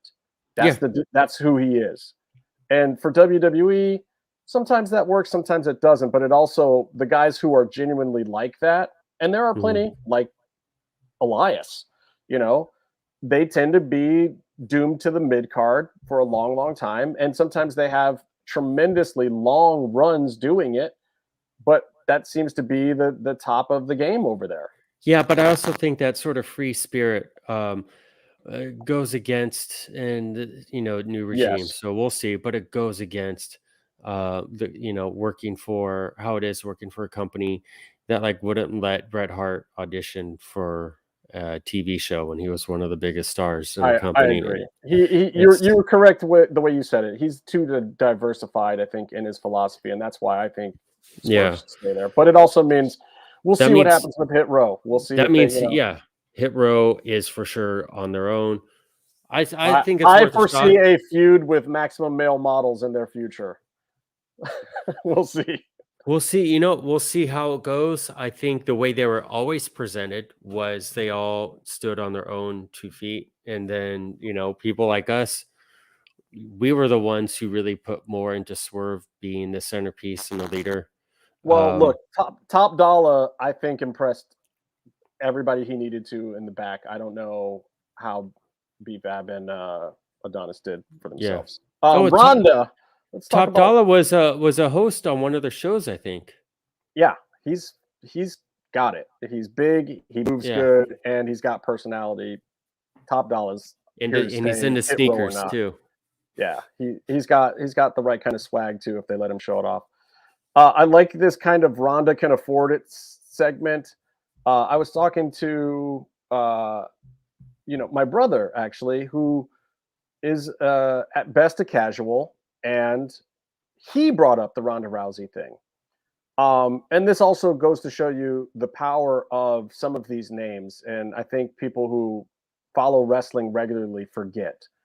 But even some of the reaction that the crowd gave Ronda here, like you can't sleep on the brand recognition that Ronda has, because it is actually, it's a thing. She was way over in this segment. The problem is, I don't think anybody knows which way over is in this segment right now. And maybe that is intentional after the way it came down. And as we've talked about before, this segment definitely stemmed from Ronda's mind, but it is back in the hands of the creative team, I think, at this point. So, Ronda dumps all this money out and does her whole like, well, this is the right character. The question is it the right reaction from the crowd? Right now, it feels a bit stone cold, which maybe is a good thing. Maybe it's a tweener thing that she needs to keep doing, of not following the rules, not playing the way that she's supposed to, but actually getting over for it. Because Ronda with attitude is a much better fit, because she's actually like that in real life. She's not the nicest person. She's not super cool. She's not your buddy. Ronda Rousey's not your friend. Ronda Rousey is a very, very tough woman who wants to kick ass. Period. That's her real, true identity. So I love when she walks past Shayna Baszler and tells Shayna, and this is where it gets confusing, and this is where I don't know if I like the storytelling. She tells Shayna, who is the one that's supposed to be the true heel in all of this, you used to be a killer, which makes Shayna more into the baby face. Yeah. Like the whole sympathetic. Ronda tweener thing works, but then the Shayna and Liv parts are really suspect because, Shayna actually comes out and cuts a promo for the first time. This limb from limb and step over Liv's carcass promo. And then Liv comes out and calls Shayna a bootleg Ronda Rousey, which gets a pop. But then Liv says she knows she'll win because she beat the real Ronda twice. And that's where it all goes wrong. Because as soon as she says she beats Ronda twice, everyone's like, yeah, but one time you ran in when she was hurt, and the second time you tapped in the middle of a pin. They can't, if they're trying to get Liv over, touting victories over Ronda as clean victories is not working, guys. Like, that is a huge misstep. And the crowd instantly, dead silent.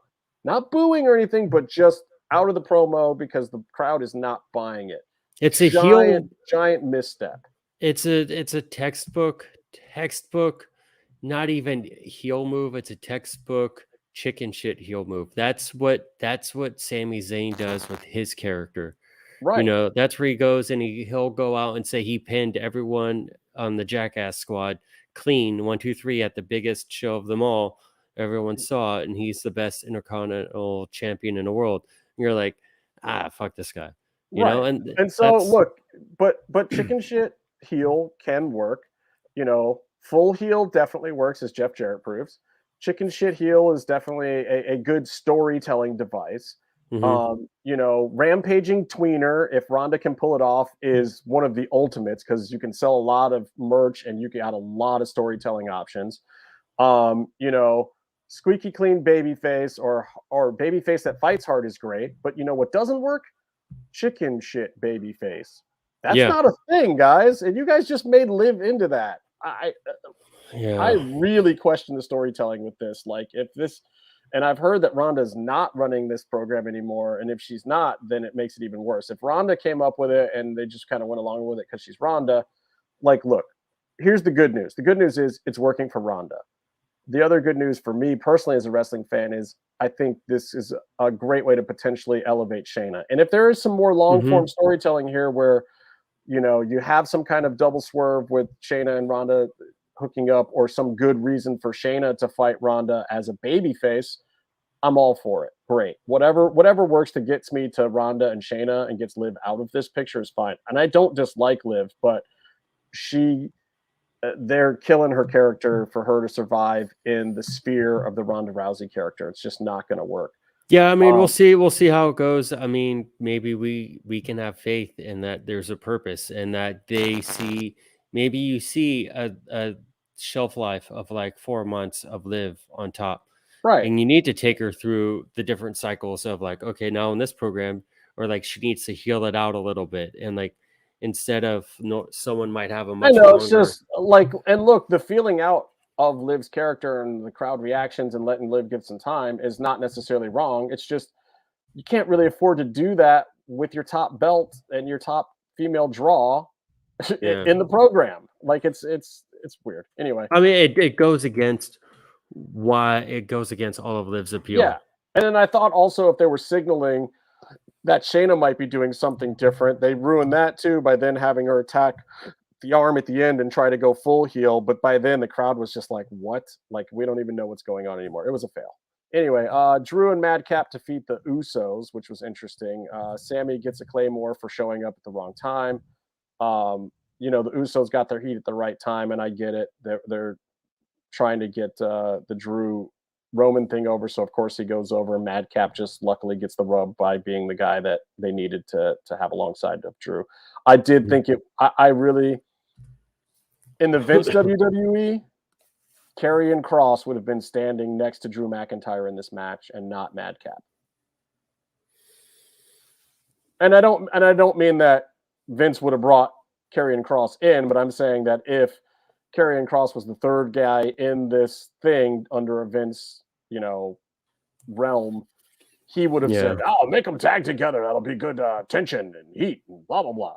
He would have made Karrion Kross stand out there and flex, and then had the face and the kerfluffle between Kross and Drew at the end of the match. Make the enemies team up for one match against the common enemy, the Uso. Like, I'm glad they did not do that, and so Madcap just gets the benefit of it. So that was good storytelling, and that match was a little more like what you see elsewhere. That felt like a weeknight NXT tag match between two name tag teams, not necessarily a takeover one, but Los Lotharios aren't hot enough to be maximum male models, according to Max Dupree. Too bad they weren't asking Max; they were asking Maxine. And it might be crazy, but has she gotten hotter during this gimmick already? Is the money doing good things for Maxine Dupree? Probably. I don't watch the show. Good, don't. I was just like, okay, they're doing something. They're still doing the gimmick. Eli Drake still got a job. He cut a good promo. It was funny. It was interesting. Yeah. Speaking of Eli Drake, he was a roommate of Moxley's. You'll learn about that if you read his book. Maybe sullen Mox, like, good God, he's not the guy to tell you about anybody's character or anything. Mox is just like, he's a good guy. Blah. Yeah. No, it's funny. It's funny reading Mox's book and hearing about his roommates and stuff. All the people that he was close with and came up with. It's really like he roomed with Cass for a while. And they had a whole thing. It's funny, but it's great. Strange bedfellows.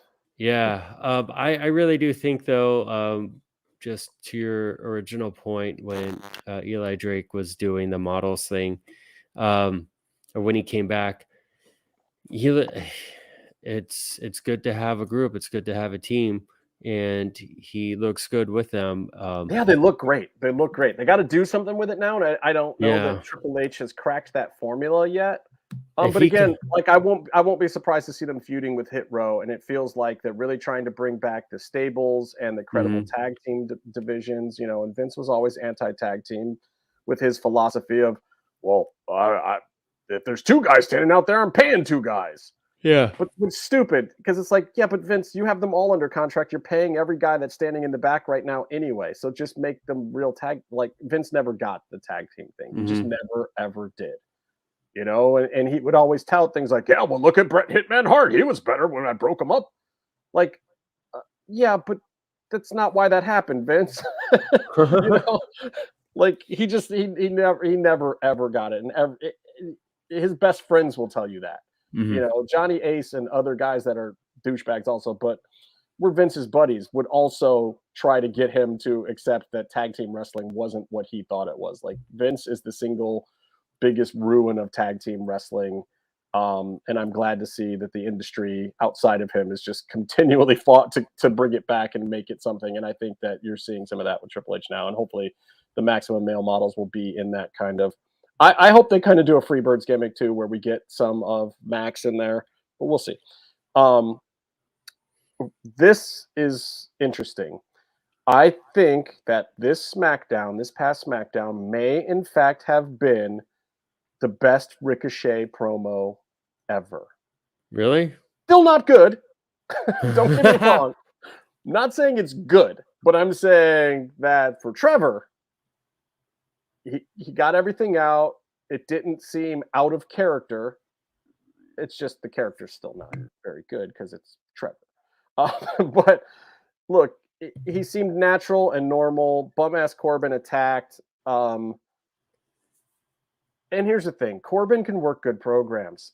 I don't know that with Corbin and the way that crowds react to him, and they go hot cold on Corbin all the time. Like every time they get something hot for Corbin, they follow it up with something not hot for Corbin. And I feel like coming off the Pat McAfee thing, like I guess keeping him tangentially involved and him being on commentary will help a bum-ass Corbin versus Ricochet program.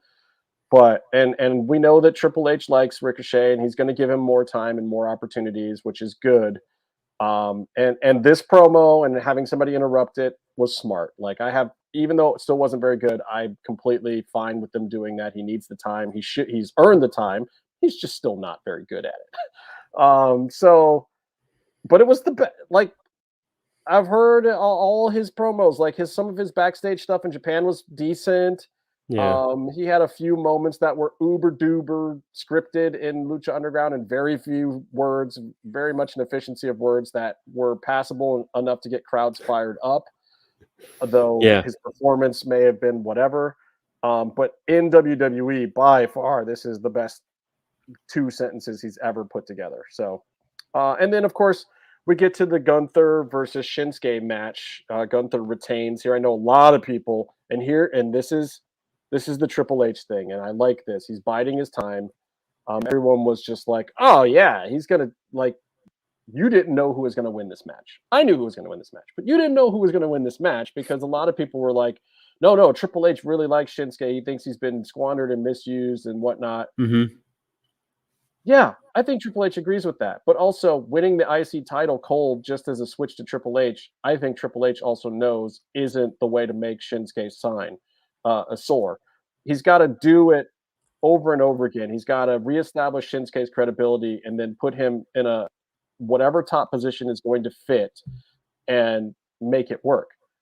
But you can't forget that Triple H also made Gunther as Walter his longest reigning NXT champion. Triple H also likes this guy. Like this guy, like people are forgetting, this is one of Triple H's guys too. Yeah. That's the thing we were talking about with a big match between them, and he gave them the headlining spot of like, yes, these are 2 of my guys. This isn't about putting Shinsuke over. This is about showing you what my guys can do.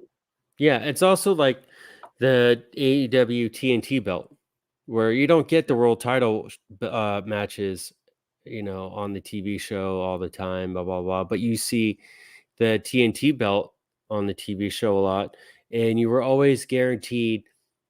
Most of the time there was a whole like Sammy era, which, but you were guaranteed a good match that mattered. And they built that whole IC package again, just like they did for the US championship. It's like these belts mean something. NXT history means something. And sadly for Gunther, they can't really tout his NXT. Well, no, they even said it. They said NXT during the match, he was the longest rating NXT UK champion. And that's they didn't mention that it was under a completely different name and gimmick, but but that's also the thing. Like, and Shinsuke, used to carry himself like a world champion and used to anchor, his company. Some but backstory package behind that too. This was a highly touted guy from Japan that came here, and he has been a champion here, and but Gunther can fill that role that Roman Reigns would fill on a week by week basis of being here's a champion with prestige. He's going to come out here, do a couple segments. He's going to just carry himself with a legitimacy and a box office behind him. And this was the first step to that too, of not putting it as match 2 and having it be 5 minutes, of putting it as a 3-segment headlining match on the show. Like, if you want these secondary belts to mean something, you want to keep USA and Fox off your back about the champions and whatever, you show them this. I saw a few complaints about this match that it felt too long or that it felt like unrealistic. But that's, again, people used to the regular WWE style. Yeah. And this was more of an NXT/AEW style. And I liked it in this spot. I think Raw tried to do it in a couple spots that didn't work, but in this spot, I think it totally worked. I think this is exactly what you wanted. I'm going to blast through Raw. It's such a long show because I want to talk about some AEW stuff too, but so much Judgment Day with a Ray beatdown. Next week, Edge in Toronto. Okay, great. Is Finn wearing long pants now? Yes. What a heel move. It's fine. The girls can still see the package. He's still a babyface. To every girl in the front row, he's still a babyface, Byron. You're gonna need NASA technology to hide that. Asuka and Alexa beat Nikki Ash and Doudrop. Fine, but a time filler. It was fine. It protected everyone. Mizampa, as I like to call him, Ciampa and The Miz. This is very interesting to me. Ciampa hooking up with another Cleveland guy as a partner, which I don't know if anybody saw that comparison. Like The Miz is the new Johnny Wrestling. That's the takeaway from it. Yeah, they don't need Gargano. Miz is not there to elevate Ciampa. Triple H is playing it like Ciampa's elevating Miz, and that's smart. Like I'm still never going to be totally like some huge Miz fan. I 100% appreciate Miz, by the way, just like I always 100% appreciated John Cena. I get why they're there. They're just not the kind of guys that are ever going to be my favorite wrestlers. But something about this worked. They defeat Mustafa Ali and Cedric Alexander. Cedric Alexander looked like $1 million. That was such a good spot for him. And I watched this with my dad, who does not watch. Dewdrop is never going back to Piper Niven. I don't know. Maybe. Who knows? But I think that, and that question came from our boy James. What's up here? Let me put your question on the screen. Let me actually acknowledge you. Let me acknowledge you. You the ones. No, I think that this Ciampa Miz thing is very interesting. They came out in matching ring attire. They look like a real tag team. I don't think this is just going to be a flash in the pan thing. I think Triple H is going to say, like, no, you guys are a friggin' tag team now. Let's do this for a while. And it's interesting to see. And I think it gives the Miz some more potential because his whole, rousting the lower mid card or celebrity rubs is not, something you can do all the time with the Miz. But if he wants to perform and he's on a regular contract right now, go with it. And I like the elevation of the Ciampa character right now too. It's working. Ezekiel's still in the hospital. What's up with his dad? H, get us out of this one, bro. That's all I'm gonna say. H, Triple H. Like, look, I get it. I'm cool with you still running through. I don't want you to just drop it cold because that's the dumb thing to do. Like, you inherited this storyline. I get that too. But Ezekiel has been super solid. I don't care if he comes back as Ezekiel or Elias or whatever, but let's finish this one up, guy.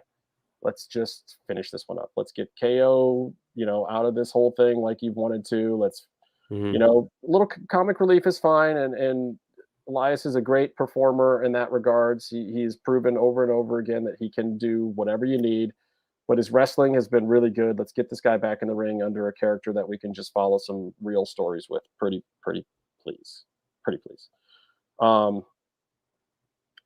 Then a couple of guys decide to get real, super real about their spots on the roster with this Drew McIntyre saying his back hurts because he's been carrying the division.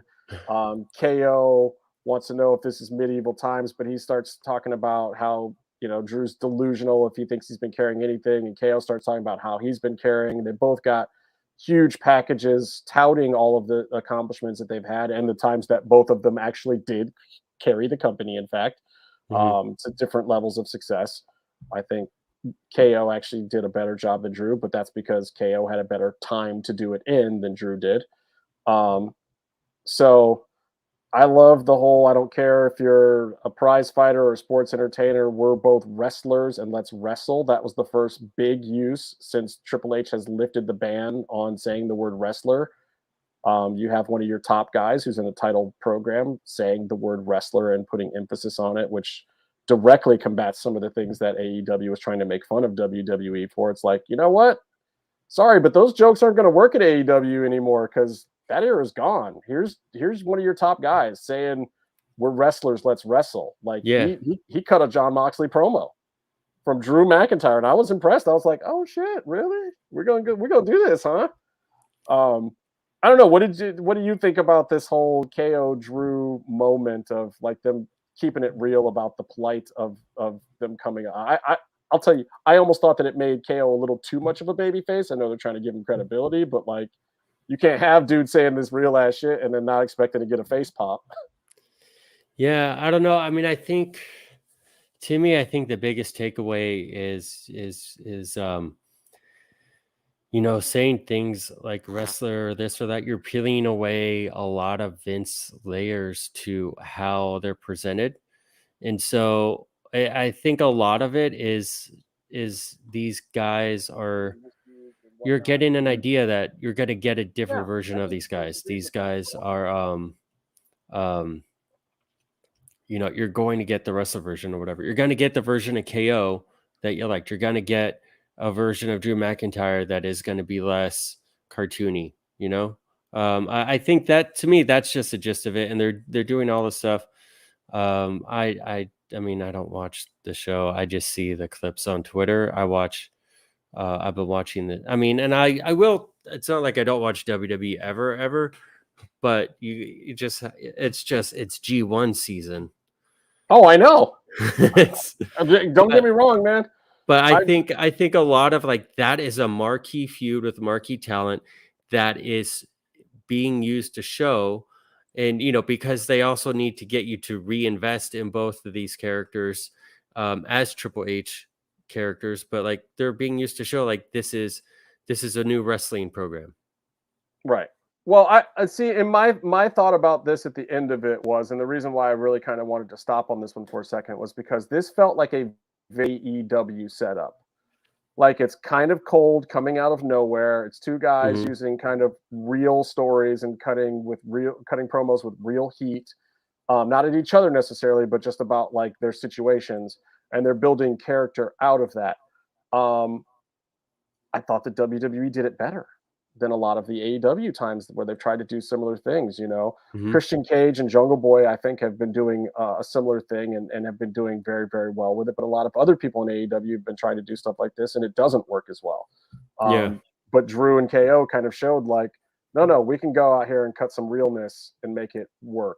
I do think that the one failed part of it, though, was KO looked a little babyface-esque for me, especially for my taste of wrestling, of liking some of the AEW stuff. Like, it was a very Eddie Kingston-esque type moment for KO, where it's like, is he a heel? Is he a face? And in AEW, that doesn't matter. But in WWE, it's kind of like, I don't know, you guys might be blurring your own lines a little too much, just like with the Ronda Liv, Shayna Baszler thing. Like, who's the babyface? Who, like, that questioning might not work as well in WWE. Seth freaking over is what I'm going to call him now, because he's so over. Riddle's cleared, Bedlam ensues, feud, blah, blah, blah. It made sense to slow down the feud when they did. We talked about it before. Nothing else to add other than this is the next part of it. They're going to keep it going. Riddle, Seth, it's fine. Veer Mahan squashes Bo Keller, whatever. Babyface battle. Now, this was an interesting choice. You've got not in the headline slot, like what they did on SmackDown. You've got this huge babyface battle between Lashley and AJ Styles. They absolutely 100% try to do this like an AEW match, minus the picture-in-picture. And I don't think it worked. I think AJ and Bobby both wrestled their asses off, but they're not familiar enough with each other. And maybe that's why that wasn't the headline match, is Triple H wants these guys to feel each other out. And it's weird to think that they never really had a big battle when Lashley was a heel. Because there was plenty of opportunity for that during that whole run that he had as a heel. But they haven't. Actually, no, because AJ was on the other show at that point in time, I think. Anyway, it wasn't a bad match, but of course, Bobby was a little blown up. He's not a 3-segment match guy. This was a 20-something minute match almost. I think 18 on the clock officially, or something crazy. Bobby's got a lot of meat on him. He needs a lot of oxygen. Yeah. And the most interesting thing about it was they had this someone jumping the barricade thing. You don't really see very closely who it is. You see who it is. You see who it is on the internet clips, but on the actual show, I was watching on a big ass, television, and they did it well. They did it better this time, I think, of not showing who it was, not really acknowledging it, going quickly to a commercial break too, which was like, no, something really happened. We don't want you to see it. And they kind of, kerfluffled their way into a commercial break. Like Cole just kind of threw to it like, we'll be back. Like that was the way that would actually happen if someone actually jumped the barricade.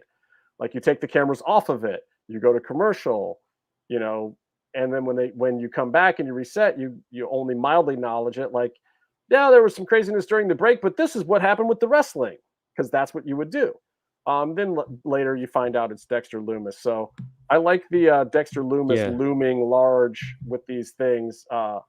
Obviously, he would have been banned from ever attending a WWE event again if he was actually this guy. So it's funny that, I like trying to play it as a shoot, though. I like that they're trying something new. You know, there's been jump the barricade stories before, but it's always been done way more tongue in cheek, where there's a spotlight on the guy and security standing around as they're sitting in the audience. I mean, they're really doing a good job of Dexter just like sneaking in, crowd's not really noticing, having a little bit of commotion happen, and then that's it. And then they don't acknowledge it, and we move on. And I love it because I don't have the first friggin' clue where they're going with the storyline. Clearly, it's got something to do with AJ, I think, which there's no built-in storyline for AJ and Sam Shaw or Dexter Lumis, from what I know. Is there? Yeah. No. But this is the second time during an AJ moment. So I think it's got something to do with AJ Styles. That would be a good program. Dexter and AJ. Again, this is when wrestling's good, because I'm sitting here like this. I don't friggin' know. Well, what about this idea? What if what's James saying here? They sort of referenced Lumis tonight on NXT Heatwave. Indy Hartwell was holding a hand-drawn card from I missed Index. I'm the only fan of Index, so I miss Are it. they still married? In real life? Kayfabe. I don't know. I don't know. That's what's good about this whole thing. We don't know what's happening at all with Dexter Lumis. You know what's happening? He's arrested. He's building a criminal record. That's what's happening. Yeah. He's gonna be hired eventually, but he won't actually be able to go into the arenas to work. Correct. I mean, but what was that? Where all the lights went out and those guys invaded or whatever, that gimmick with T-Bar and it's the whole like the last time they tried that didn't work. Okay, look, I'm not alone, Byron. What? James loves Index too. No, Index, yeah, who doesn't love Index? They're great. Okay, Index was great. It was the other pairing that was terrible. This whole thing is basically I'm gonna say that Kenny Omega is showing up on Wednesday, and Johnny Gargano is going to show up with Dexter Lumis.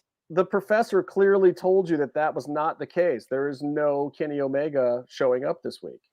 That's what the professor says. Casey is running distraction for Kenny himself on a personal mission.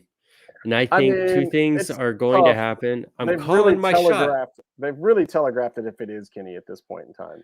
Which I think is great because it's going to build anticipation, but also like if it isn't and it's something cool, then it makes it better. But I'm just saying, I know who I think it is, but who do you think it is? I think it's Kenny. And then if it's not Kenny, I think it's MJF.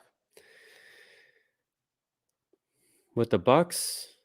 I don't know. I mean, there's a lot. How crazy would it be though? Like if you really wanted to pop a crowd and just give people a holy fuck moment, like MJF comes out as their partner, and they're like, "Well, Kenny wasn't ready. We found somebody else who's been sitting around." Like no, and doing it the complete AEW way with like no real storyline. They're not going to be a faction or whatever, or maybe they actually win the whole thing, and there's all sorts of tension with the rogue guy MJF teaming up with the Bucks. Like, how much fun would that be? And then Kenny really does come back, and then you get a MJF Kenny feud. Yeah, because you gotta bring MJF back. You have to bring him back to TV, but you can't set him in a direct line to Punk. You know, you have to when you've already done Punk MJF. You don't want to do that yet. That's not the thing. MJF is supposed to take the title off of Punk or whatever, but you know, at this point, who knows what's going to happen with anything? I'm just saying, like, look, the Young Bucks are EVPs at the company. If the whole MJF thing is a work or has been worked out or settled, you got to think that those guys want that dude in their program. Come on, like it would be fire. That's my outside the box, 7% chance prediction. Most likely it's friggin' Kenny, and they just have telegraphed the shit out of it to get the publicity and the promotion out of it, and everyone will just pop fine. Like, I won't be upset if it's Kenny, but man, if it was MJF, come on, dude, that's some TV. That's you get the heel Bucks. But then how does MJF and the Bucks line up against? But that's why you're asking the question. That's the exact reason to do it, because you have no idea how that's going to go. And that's part of what AEW is missing. Like when you had that Ricky Starks moment, you loved it because you didn't see it coming and you didn't expect it and you don't know where it's going to go. that's what all these promotions need more of. And I'm not saying doing it in a hotshot kind of way. Like, do it. Have the weird tension with those guys, like having this third man for a while, and like, I guess he draws or whatever, and you can play a lot of weird tension with the Bucks. Those guys can do funny stuff like that, and with MJF too. I mean, you'd have the hottest promo segments around. Then you have Kenny come back. Oh my God, do I think that AEW can pull that off? No, James, why you gotta depress me? Of course, I don't think they can pull it off. I don't think that they. I'm a writer. They're not. I think they can pull off all these epic angles as long as it's like beat their podcast, whatever, being the elite level of production value and storytelling. And look, let me just wrap up Raw let me wrap up Raw real quick because I want you to. But I think Gargano. I think that Gargano is part of the Dexter Lumis thing. I think they have to be building something, and if they hinted Index, they have to be getting the band back together, and then all of a sudden Austin Theory has something to do. Maybe, I don't know, but maybe. Gargano, this was an interesting look for Austin Theory too. First, Dakota Kai defeated Dana Brooke. I felt for Dakota Kai. Austin Theory defeats Dolph Ziggler. Wait, did you say Dana Brooke was wrestling on live TV again? Again, they took all the Cleveland people and they gave 2 weeks in a row because they were all on TV last week because it was Cleveland. Yeah. So Dana Brooke got another. Anyway, Austin Theory defeats Ziggler, which is fine. Like this was kind of what we said about the shin skating, and like you can't hot shot Dolph into a bigger position. You just need to keep putting him back out there on TV for a while, win or loss, and just saying, hey, remember Dolph Ziggler, he can wrestle. And this wasn't good for him. I really like Graves saying that, like, is Dolph Ziggler the Vince Neil? Because he's, living off his past glory or whatever, which is exactly kind of what they're doing and exactly kind of who he is. So yeah, play the gimmick. I'm not a huge Dolph Ziggler fan, but if you're going to roll with that angle, I think that's kind of fun. It's better than anything he's been getting for a long time. So we'll see what they do with old Captain Zigzag there. But it was interesting because it was like, no, Austin Theory, what the statement was, Austin Theory is still one of our top guys. Like we did not give up on the Austin Theory thing. We cooled it for a week or two for whatever reasons or whatever he was nursing or appearances he was making.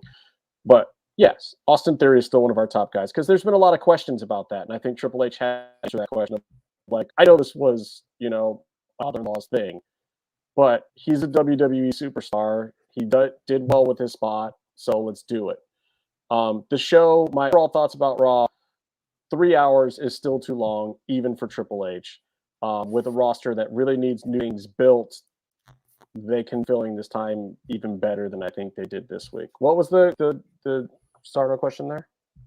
Oh, James Sarno was like, Byron, you made a really great prediction and point. I agree with you, and it's probably going to happen. You're correct. I don't know why Justin that's how he said wants to disagree. That's not. That's how I read it. No, that's not that factual. But we'll go with it. It's fine. Well, the English language is subjective, mostly. Just when you use it. All right, let's talk about AEW for a minute because. Aren't you going to a show? I am going to the Cleveland show. Not tomorrow, but next Wednesday after. Yeah. Oh. Yeah. Exactly. So you're not going to see the match. You're not going to see Kenny come back. That's fine. I'm fine with that. You're going to be like ringside. That's not who I would go to see. I want to see. Who do I want to see? I want to see Thunder Rosa. I want to see Wardlow. I'd love to see Death Triangle do something. Hopefully they'll be having like a semifinal match in that thing next week, but I don't know if they will or not. I want to see Sonny Kiss, but we'll that in a minute. All right, Dynamite coffin match. Darby and Brody King start off hot, right with attacks, blood immediately. Excalibur explains the setup for the match the way it should have actually been, which I thought was hilarious. We talked about this last week. Excalibur explained it the way that we said it should have been. Like, he says, oh, this match came about because of the scuffle that went down in here and here. Now Darby's got a chance to prove it. Like, Yeah. Too bad you guys didn't set it up that way on TV and it was brawling for the match. Makes absolutely no fucking sense. Sorry. I'm a little worked up about that one. And then the fact that Excalibur did that just rubbed it in my face like, bro, don't even try to retcon this crap now. Like, just because you listen to the podcast, don't be trying to come back all high and mighty and fix some shit. Excalibur, Anyway. thanks for listening to the podcast and not telling everyone about it, by the way. It was a great match until God, who's the dude with the face paint that really was never any good? That just kind of shows up at matches every now and then, makes everything stink. You. Oh, Stink. That's right. Sting comes out of a No. coffin. Sting is a legend. We've been over this. Brody's just like, dude, Brody had 2 tacks in the entire match. It was awesome. I was just thinking about Casey the whole time. Like, I hope Casey has some respect for both of these guys now. Though I don't know that Casey ever had any issue with Brody King. I seem to recall having some issues with Darby from time to time. Anyway, Darby wins, choking out Brody with his own chain. Darby stays 3-0 in coffin matches. I just liked it. It was fine. It was great, and it was a hot start. Great finish, great match, but also the Go storytelling of it. Darby beat Brody using the same tactic, choking him out over the rope, but with the chain. But with the Darby chain. had to be resourceful, but Brody got his comeuppance, and everyone looked great. And how great was it? The reveal of Sting in the coffin. Nope. It was great. Nope, but also, nope. But I will say that the production, it's a little. We can all agree that Sting rules. But look, there's a comment in. But the whole thing with Sting coming out and facing off with Malachi Black, they did not do a good job of pacing the match in that moment to show it. They tried to cut to them, but then too much stuff is going on, and it's just like you were talking about a few weeks ago. WWE matches, you write out your match, you have your spot, you do a big spot, and then you're doing a replay afterwards. You're going to commercial, coming back, and all this and that. Like, you work a TV show, and both of them were all bloody and just hyped up in the coffin match. So who knows if they just skipped a thing and blah blah blah. But that was a missed opportunity. That was a missed storytelling point. Yeah, it was, and a little bit of this is the difference in the way that AEW and WWE use their refs. Like, there was just some blatant ref talking in WWE this week, actually in both promotions, but it was more effective in WWE. Sadly, those guys, like, again, just like we were talking about with Michael Cole with Vince constantly in his ear, the refs and WWE, same thing, whole time. Like, make sure they go to this spot. Nope. Tell them it's commercial break. Go to this. Like, slow it down. Blah blah. Like, constantly. There's way less of that in AEW, from what I understand. It's really like, tell them to get to the closing spots. Tell them to go home, and then tell them this. Like, there's really not as much. They get, and it's usually all in the last quarter of the match that the refs are really getting chatted up at AEW, from what I hear. Anyway, coffin match, blah blah blah. Mox cuts this promo where he sounds like a Modelo commercial talking about the fighting spirit of this, that, and the other thing. It's standard Mox stuff, whatever. Who will the Young Bucks partner be? Kenny could be the right surprise call, leaving Hangman out in the cold. I don't know. It's a decent story for the Kenny feud. I still think it's better with MJF. It's whatever. Now, let's talk about La Facción Ingobernables. Ingobernables? Ingobble. Los Ingobernables de Facción AEW.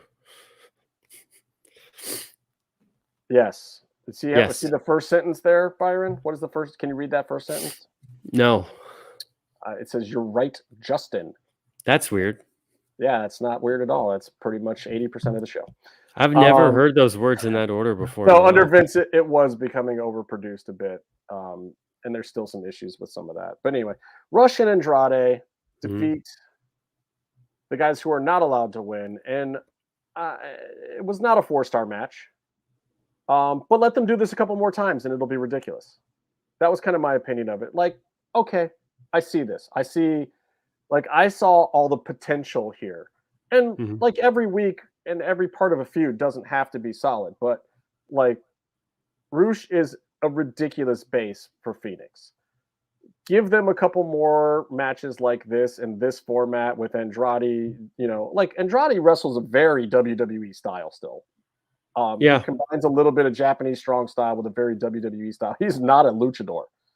Like he can do some lucha libre. He understands it. He knows how to work the left side, which is great. But that's not really his style. And I like that him and Penta kind of foiled each other a little bit. But Penta didn't have to do a bunch of basing, especially not for Andrade. So I like this look and this style, especially for Penta more. And I think you give Roosh and Phoenix a couple more matches like this, and it's going to be outstanding. It's going to be ridiculous.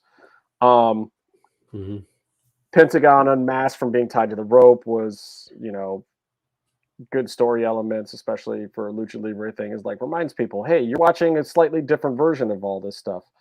And then the extra mask being thrown to the crowd, that was the highlight of the match because I wasn't expecting it. And Penta's like, dude, I could have sold that shit for $300-$400. I know. I was thinking the same thing. I don't think it was supposed to happen like that. And everyone's chanting, "Give it back!" And that dude's like, "No, if you just got a Pentagon mask, you're not throwing it. F all of you guys." Ring used on a TV show. Yeah, that's at least like $400 to buy off of him. That whole crowd would have had to beat me down to throw that back. And I have the utmost respect for Pentagon and wrestling in general and Lucha Libre. And I would have. In fact, you know what I would have done? I would have caught that thing out of the air, turned around, and walked right out of the arena with it, and not even stayed for the rest of the night. I'd been like, "Nope, got what I came for, guys. Peace out, y'all." Your guys are losing, and there's a arena full of people who are gonna try to fight you for that mask. Yeah, like, look, my take on Andrade, James, in AEW is that not that it hasn't been done right, it's that it hasn't been done yet. We keep getting these breaks in his story and his flow and everything. And it's like, okay, we're going to do the Death Triangle thing versus Andrade Unlimited or La Facción Ingobernables or whatever the fuck they're calling themselves. Let's do it. Like, let's actually do this now. Let's feud it out a little bit. Let's let him get some squash matches and whatever he needs to do. But let's actually see what we're going to get from Andrade. He's a guy for years who has had limitless upside, and it just hasn't ever gotten there yet. And the promise of AEW has not fulfilled what the Andrade of it is, at this point. So we'll see. Like the Andrade pinning Phoenix here too. I know Kate that, but at this point, might as well use the Lucha Bros losing as more storyline because do it all the time anyway. And let's build up to something. Hopefully with the white guy coming back next week, they'll actually get in the white guy in the Death Triangle, the Güero. Maybe that's the only way that they're allowed to get a win. Do you think Dragon Lee is part of the faction, or is that's just like a one-time thing? I'm going to say both. I'm going to say it's probably a regular thing, but not a permanent thing. That just seems to be the way, doesn't it? I mean, that's even the case with Death Triangle. Like, it's a thing, and it's an always thing, but it's not a permanent everyday thing. Yeah, by the way, Pentagon Penta Escurdo is gone now. He's back to being Pentagon. Maybe because Triple H took over, they're making changes in AEW. I don't know. Maybe I think they realized that they gave him this super badass gimmick, but he's just going to keep losing anyway. So why stick him with that? I don't know. And then if I'm Penta, by the way, like, why would you wear? My hope was that he was going to do Penta Oscuro like, Finn Balor's Demon, and that would be his unbeatable version, like his leveled up final boss version, but that didn't friggin' happen. But they make so much money selling gear. Like, he needs to wear a slightly different mask every single show. That's like another, like we were saying, another 400 or so, just down the drain if you're not doing that. Truth. Oh well. Maybe he's got a sale on masks now from Pena Oscuro. Maybe we should make a phone call. How many times have you heard me say the workhorsemen are fire? Like they're the shit on the indies. All the time. It's happened a lot of times. So we got one of the workhorsemen this week, and he was forced to job mercilessly to fucking Mattelsaurus. Oh, he did a good job, and Anthony's whatever. Anyway, don't hold that match against that guy. Anthony Henry is actually a super solid worker. Mm-hmm. Anyway, pulled apart backstage, blah, blah, blah. Miro the Redeemer. What? I'm still just not, I get it. I 100% get it. I'm just not feeling it. They need to go ahead and accelerate this storyline too, because I'm not feeling it yet. I don't see it. I get it. I like it. I love all Miro's segments, but I thought it was weird that Julia just showed up. By the way, Julia has a new evolution of her character that was on Elevation on Monday.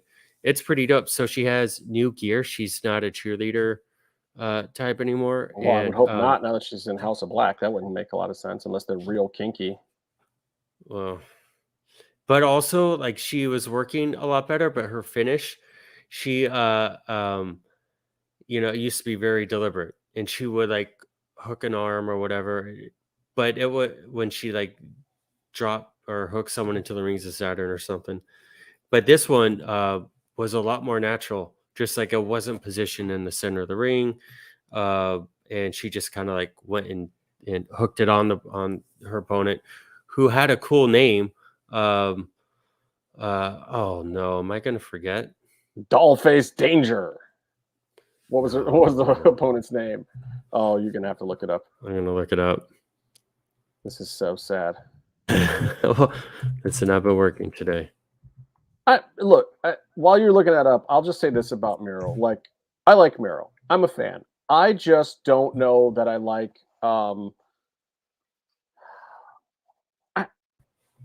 I like him when he's a little more tongue in cheek.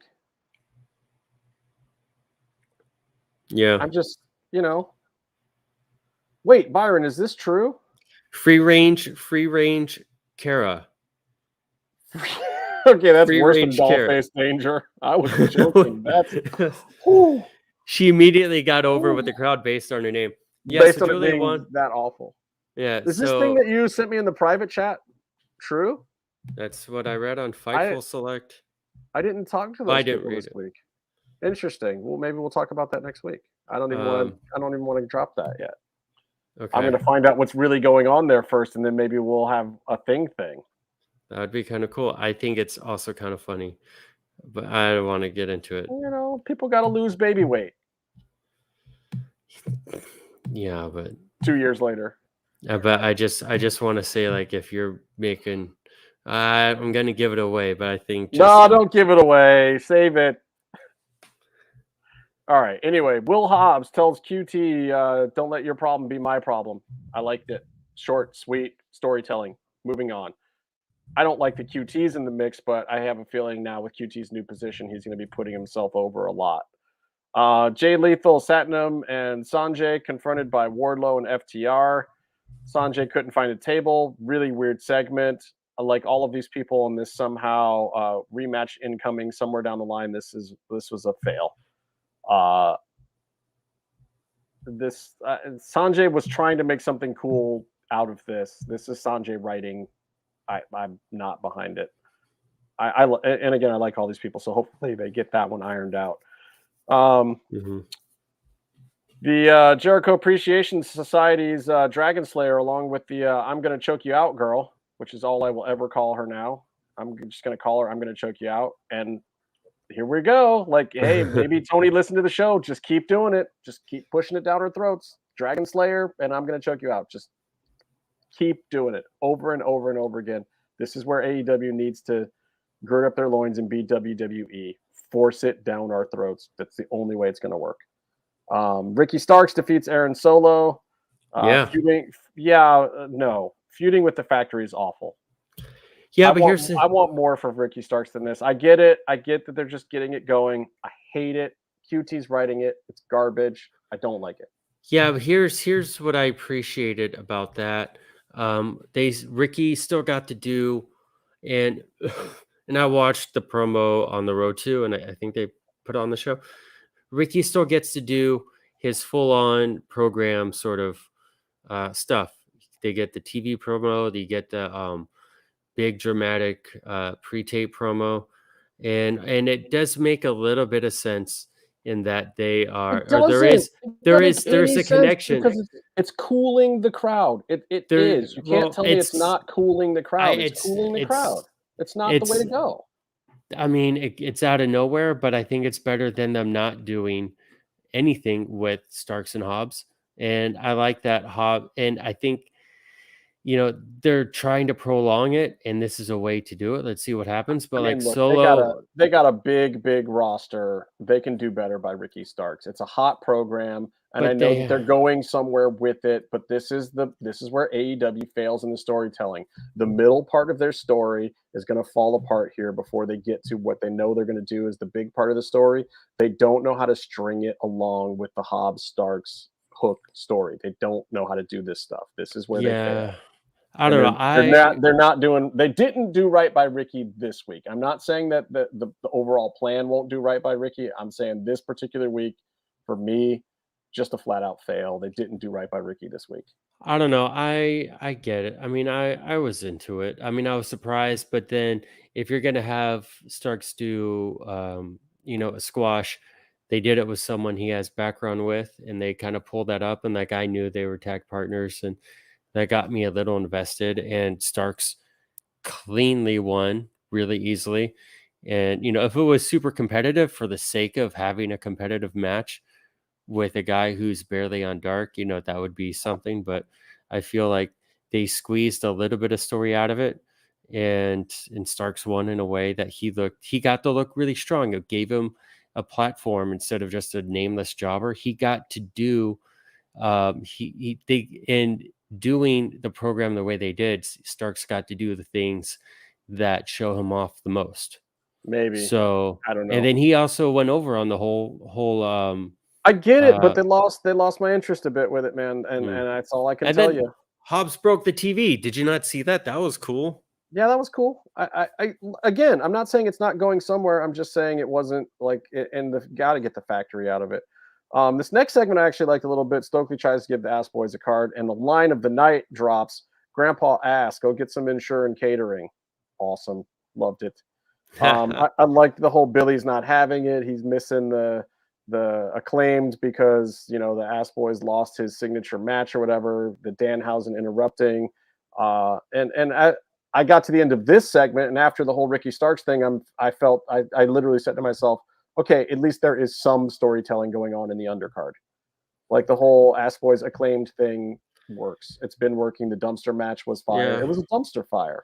Well, speaking of that, I think AEW has gotten back on track with their big stories, with their main upper card stories, with people coming back from injuries. But what we're seeing this past week is they are establishing, they are refilling the cupboard in the lower card too. No. What we're seeing this week is them trying to do that. But like this next segment with Ari, Davari, and the Trustbusters felt so NXT 2.0 second match of the night, like not worthy of being on AEW TV. So I just was just like, I don't get it. I get the whole angle. He's the richest man in pro wrestling. Blah blah blah. We'll see where they go. We got to get to let's leave that one for now. Let's get to Rampage because there's a lot more to say about that particular angle. Jade Cargill defeats Madison Rayne. Look, this was kind of fun to actually watch wrestling school. You got to watch wrestling school here, guys. This was like watching people at the PC, and I didn't have a problem with that. This was more than leading by Madison Rayne. This was Madison literally telling Jade every step of the entire match what to do, move for move. They were a little slow. They had a little bit of slop in there, but this was, honest to God, Jade's first real full-length match. as a solo. And it worked. You could see Jade actually getting better in the progress of this match. This is 100% why they hired Madison Rayne. This is 100% already worth her entire year's salary. She does this 2 or 3 times with Jade. What you're going to get from Jade, I guarantee you, is going to improve leaps and bounds. She needs somebody that has the patience to just work a little slower with her, walk her through some stuff, not really care about how they look. Like Madison Rayne was not at any point in this match trying to get herself over. She was 100% there to make Jade better. It was literally the audience watching wrestling school. And that shit has to happen every now and then. It was. I think, though, from an entertainment perspective, it's the same as the Starks match. I think it's the exact same. Like what's Madison Rayne? Like I get, like we know it, and the value is there, and exactly how you explained. But someone else tuning in, it's like Madison Rayne. I haven't seen Madison Rayne on TV. Oh no, I mean the crowd. Why does this matter? I think the crowd was way hotter because no one was there for Madison Rayne. They were there for Jade Cargill. Yeah. And you still had the Athena run-in. You still had the big storyline as part of it. That's part of what I don't feel like you got in the Ricky thing. Like you get a little bit of the Hobbs thing, but not enough. Not enough. Hobbs saying, "Don't make your problem be my problem," I thought. And then he smashed the TV. Now I'm like, for next week, what's Hobbs going to do? Who's Hobbs going to beat up? That didn't give, I know, but it didn't give Ricky enough rub. Whereas in Jade's match, here, the difference between the two is Jade still got all the rub. Jade still got all the love, all the heat. Crowd was into it. Ricky won a squash match and went over the whole factory and was in the crowd doing his taunt. Nah, I wasn't feeling it. Anyway, Toni Storm's promoted to #1 contender since Chris Statlander's injured. Thunder Rosa supports her. But about the title match, maybe not so much. I kind of like that part of it. We'll talk about it some other time kind of vibe. Like, let's just be friends today. In other words, like, bitch, I ain't fighting you right now. So you can think whatever you want. Like, you can be my friend or you get nothing. I kind of like that whole vibe. I think it actually helps both of them. It creates, again, exactly what I'm talking about. Like, you don't know what's going to happen. We don't know if Tony's going to one day just be like, Toni Storm gets the belt. We don't know how the thing's going to fall apart. And I love them being a tag team. I think they have a tag team women's title run in their future somewhere down the line. I think there's money in it. There's money in Thunderstorm, which is good for both of them, because as singles competitors feuding and one of them having the belt and then the other one dropping the belt and whatnot, I don't see that there's as much longevity for either of them as there could be with them being a solid and occasional tag team over the next 4 or 5 years. Like, I think they could really get a long run out of Thunderstorm, back and forth, stay top players, stay top names. And it's one of the things that AEW does need to learn how to do, is how to build up a star and keep them a star, and not just have them fade away when they're not Chris Jericho, who knows how to reinvent themselves every week. So I liked it.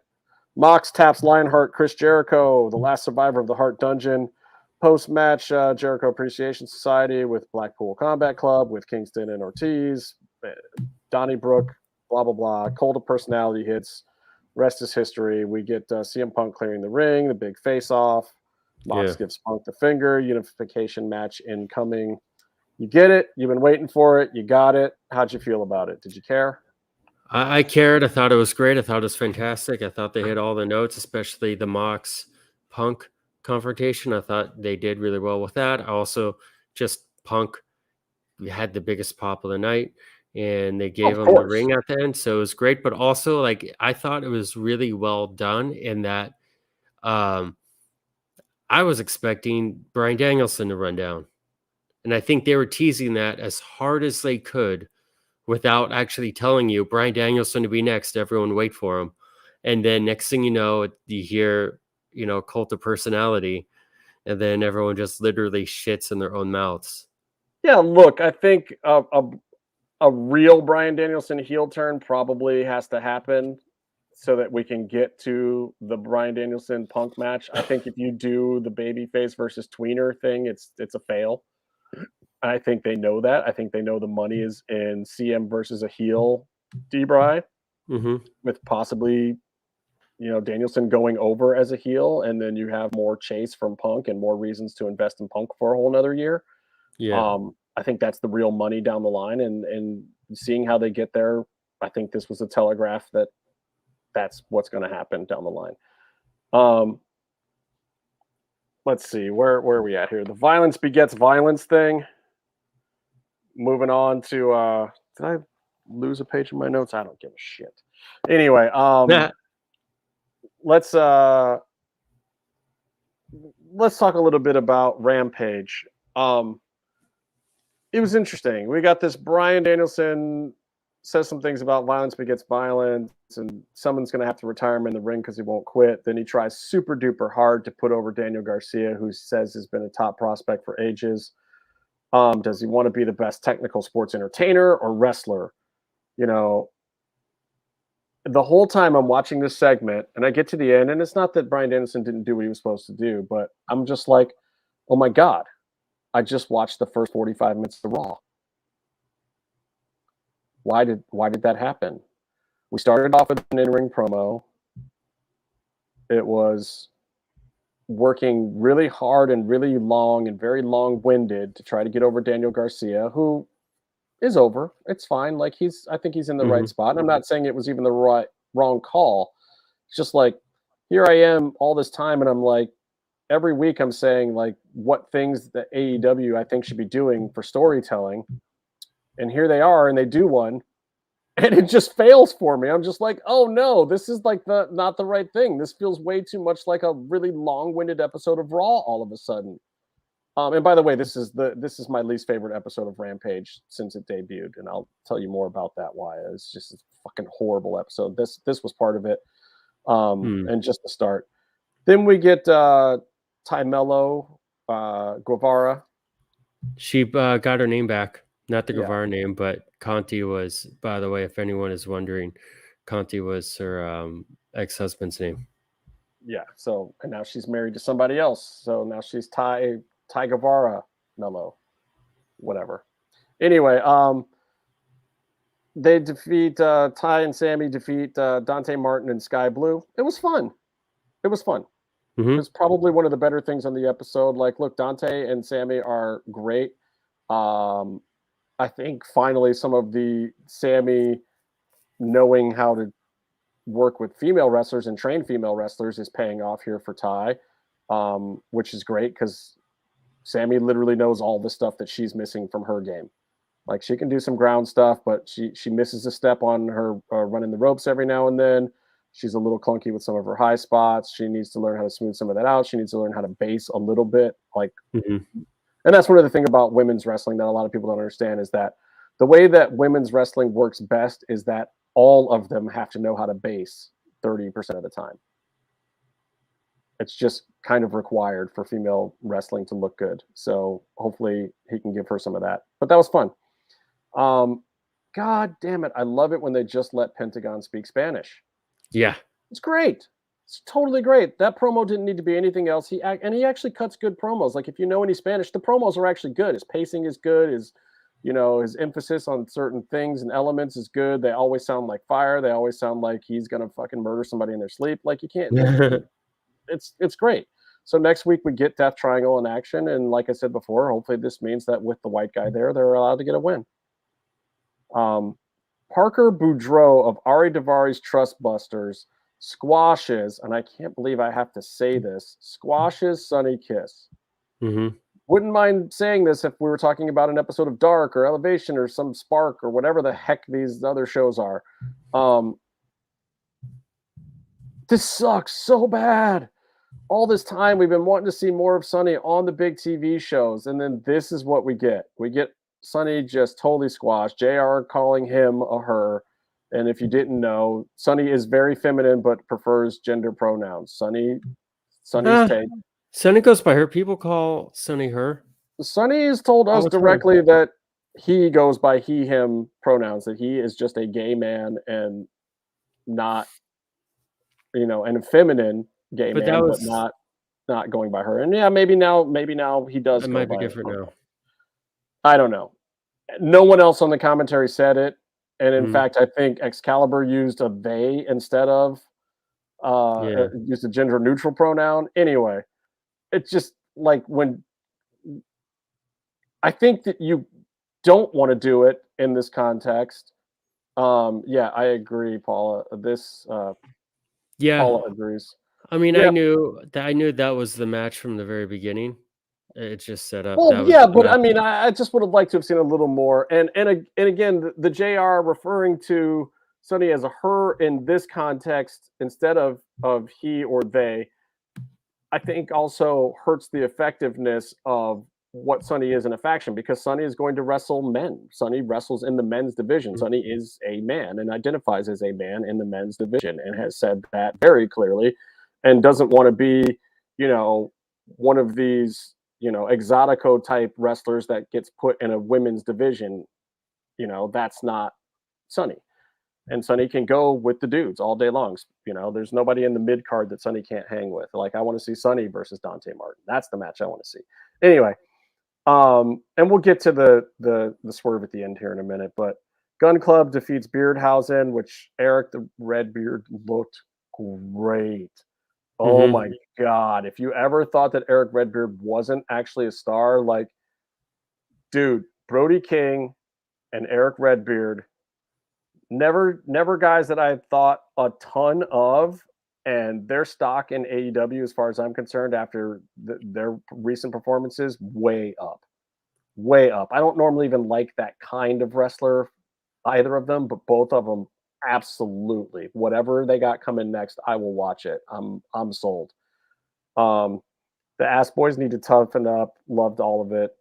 Swerve in Our Glory will put the tag titles against Private Party. Since no one ranked will face them. I liked that promo, even though I don't know what it does to elevate either side. I just was entertained by it. But then when I thought about it afterwards, I was like, that's not very good storytelling. You're saying that basically your next match doesn't matter as the tag champs. You're also saying your next opponent isn't shit. Like, you're not putting them over or yourself over. Like, I didn't get it, but also I was totally entertained. So maybe I'm the mark that causes those kind of problems. I don't know what you think about that one, Byron, but I thought it was interesting. And it was also interesting to see Swerve, while you hear Swerve with Keith Lee over here, while his homies in the Hit Row are on the other show that night. Yeah, that was interesting. But he's having this small potatoes moment going up against guys who are not even in the top 5, while his former team is getting the biggest push of the week. Yeah, but I think you look at it like in the AEW pond, the Gun Club kids are, they are someone to work, and that you will have something to do. They've been having storylines go for a while, and you got Billy Gunn involved, so it's better than just not having something to do. Yeah, I mean, we'll look. It could all be interesting. And those guys are on the verge too of something. I mean, I think what we really need to see is I want to go back to that era right before the big TV title kerfluffle with Scorpio and the back and forth, like what they were kind of doing with the tag teams then. And it feels like a typical normal fall cycle for AEW. Hopefully they fall back into it again, where the mid card kind of irons itself out. They've introduced all the new stuff that they're trying to introduce, and then we get back to this kind of back and forth, tag team stuff in the mid card, because I think that's where AEW is really strong when they're doing that, and they have the teams for it. So let's do it. Let's get back to that. Hook says, "Yep, FTW belt is open challenge," and the reality, Zach Clayton from some Jersey show. Byron, you know about all this stuff. Why don't you take this? I have something to say, but I wanted to get your reaction to it first.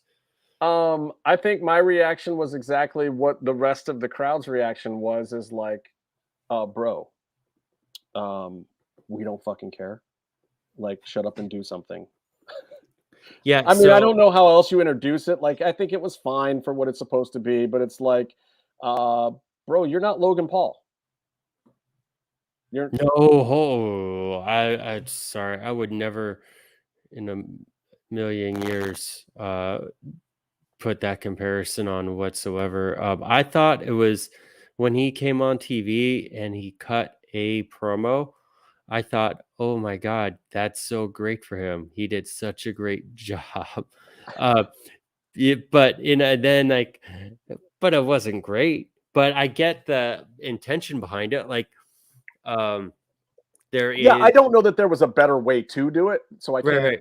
I can't. Well, there's a better way. You do another draft on the promo and rewrite it a little bit, you know. And then there's a lot of stuff. Like Maybe they did, and he just didn't do it that way. but it's like okay, so let's get Hook needs to go over. Zach Clayton is a great person for Hook to go over. He's a big muscle bound dude who can look strong and intimidating, and it's gonna make Hook look good when he beats him in like 3 minutes, entrances included. You know, it's But like did anybody in that crowd have any clue who Zach Clayton was? no one does. No one does. No, Like even in and his own world, nobody knows, right? he's Like you and I know because we have to know, but does anybody else know? a little bit, a little bit, but no, he's like you. But he didn't pull. He's been working. I would think AEW fans would know him more from his AEW appearances than Right. from the show. But it's just, I get the whole thing, New Jersey, New York, but you have this guy who looks like he works out in a gym in Connecticut or something, come out and say the God's country, New Jersey, like.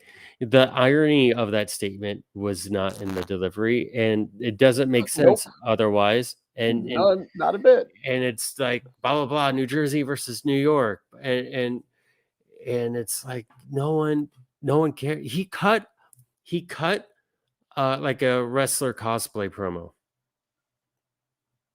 Is basically like he came up and he's like, I'm gonna do a wrestling promo, and he's good. He can do that, but that's like you're holding your hairbrush in the mirror sort of promo. Byron, you have to read this tweet because we are in fact a Lucha Underground podcast on the Lucha Central Podcast Network.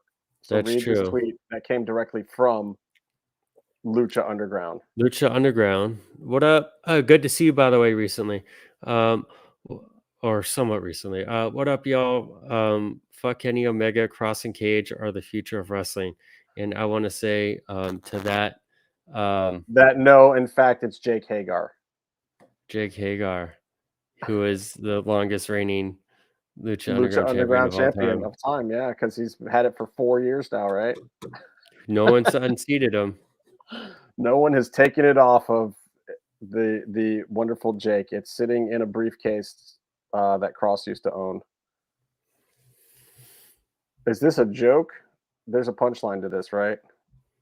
Okay, what's the punchline? That, hey, what did Owen Hart die from? I don't know. We'll wait and see if Parker laugh out loud, JC. It's true. He's the longest reigning Lucha Underground champion. No one's defeated him yet. Yeah. He puts butts in seats. You go to a Lucha Libre show to see a 6-foot-tall white guy do a clothesline. Yeah, look, I still liked him when he was there. I thought he was a really nice guy, and he was just not maybe the best choice for the writers to have picked. Wasn't his fault though. I thought he did a great job, but I also think like that wasn't the end of a story. Like that was a thing to get heat, so you watch like Aerostar pin him the next season or something, you know? Right. All right, so let's finish off talking about AEW by talking about the misuse of another Lucha Underground star who was known as Exolicious, now Sonny Kiss, the Concrete Rose, one of our friends of the show and our highest rated ever episode, by the way, still. Sonny rules. Sonny rules. Orange Cassidy defeats Ari Daivari, the trust fund pee drinking step cousin of It's not the Daivari. same guy. But can I want it to be because he's doing the gimmick? I don't know.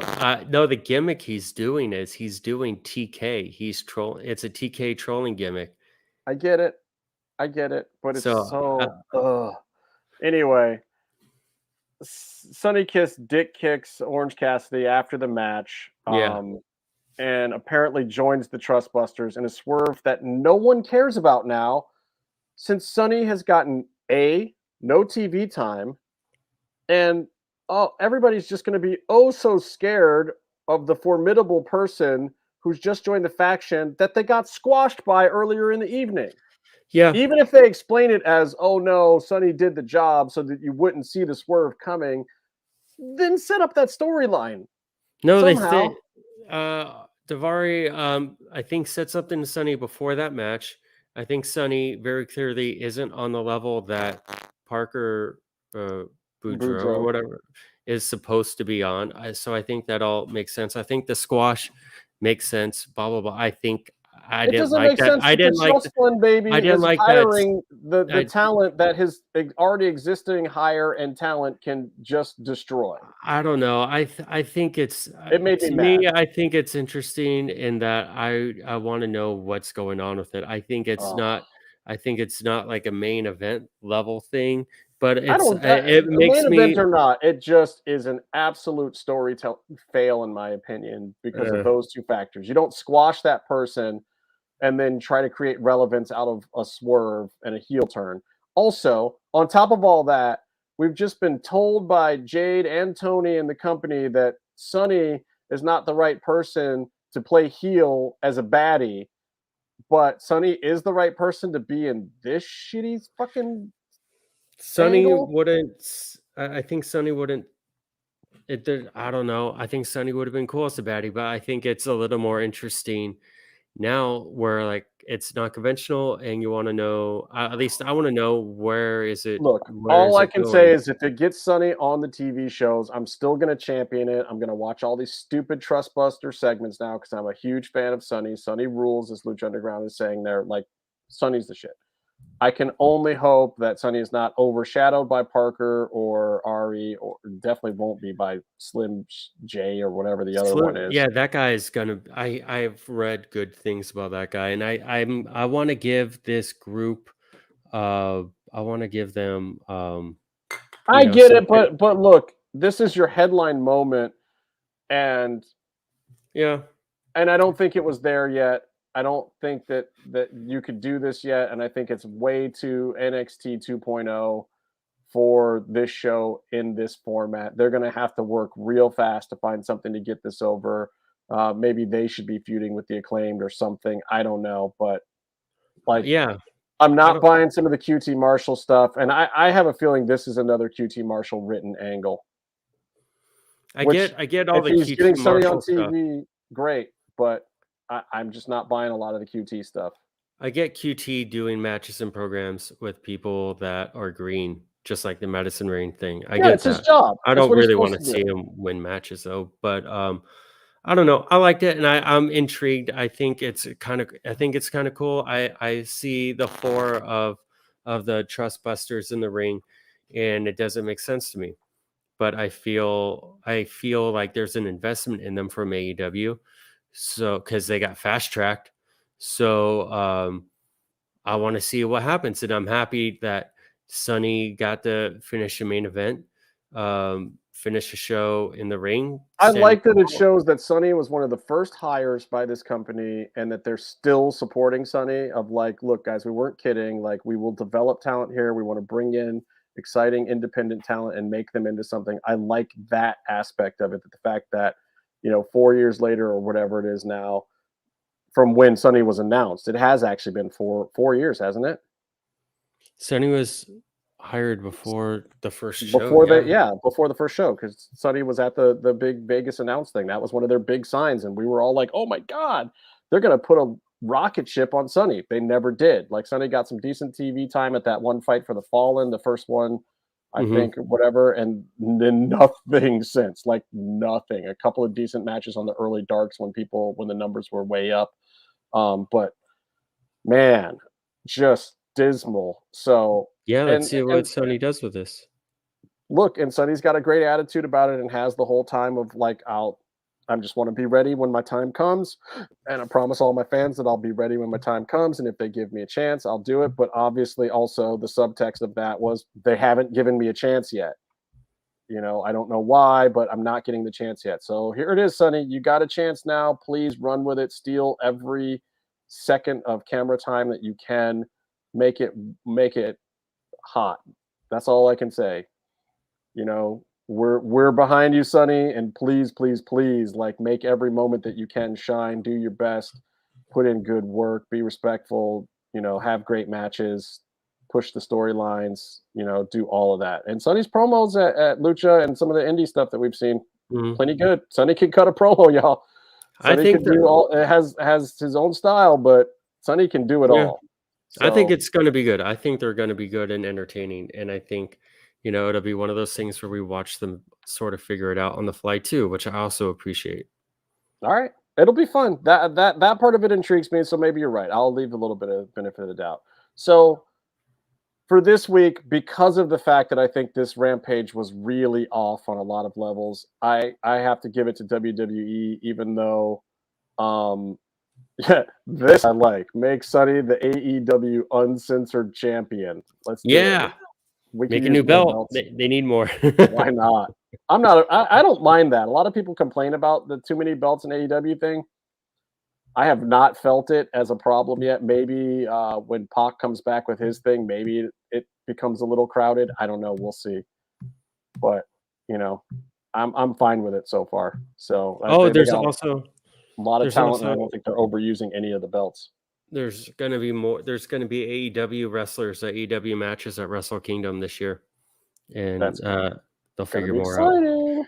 But I think it would be super dope. I mean, it also. Oh, you're not caught up on G1, Byron? Do you have any G1 stuff you wanted to talk about? Because I haven't been watching, and I just haven't had the time. I've really enjoyed it. I think there's a lot of the non. Top names are doing cool stuff. ELP is a highlight, and this is all old news. But ELP also did commentary and did phenomenal. I heard about how great he did at commentary. But he just changed the name now? What's wrong with ELP? So Meef doesn't flip out every time? Meef doesn't like him because he's a white dude. El Phantasma. Right. Like he's encroaching upon intellectual property that someone else stole, like he's not doing the same gimmick. Io del Fantasma is going to go up to the big brand soon, right? I mean, that's pretty much the speculation from everyone. But he's Santos Escobar, and I get the whole Phantasma thing, but I don't see a link between ELP and the whole Phantasma Legado legacy, whatever. I don't see it. He's not like I'm a great luchador with a mask and blah blah blah. He's his very, very own thing. But yeah. And by the way, I believe, contrary to what a lot of people think, I don't think that when Santos comes up, he's going to be anywhere near Rey Mysterio. I think they're going to keep him as far away from Rey Mysterio as possible, build him as a completely separate thing. I do not think that a lot of people have speculated that he's going to be coming up and no, it's Dominic.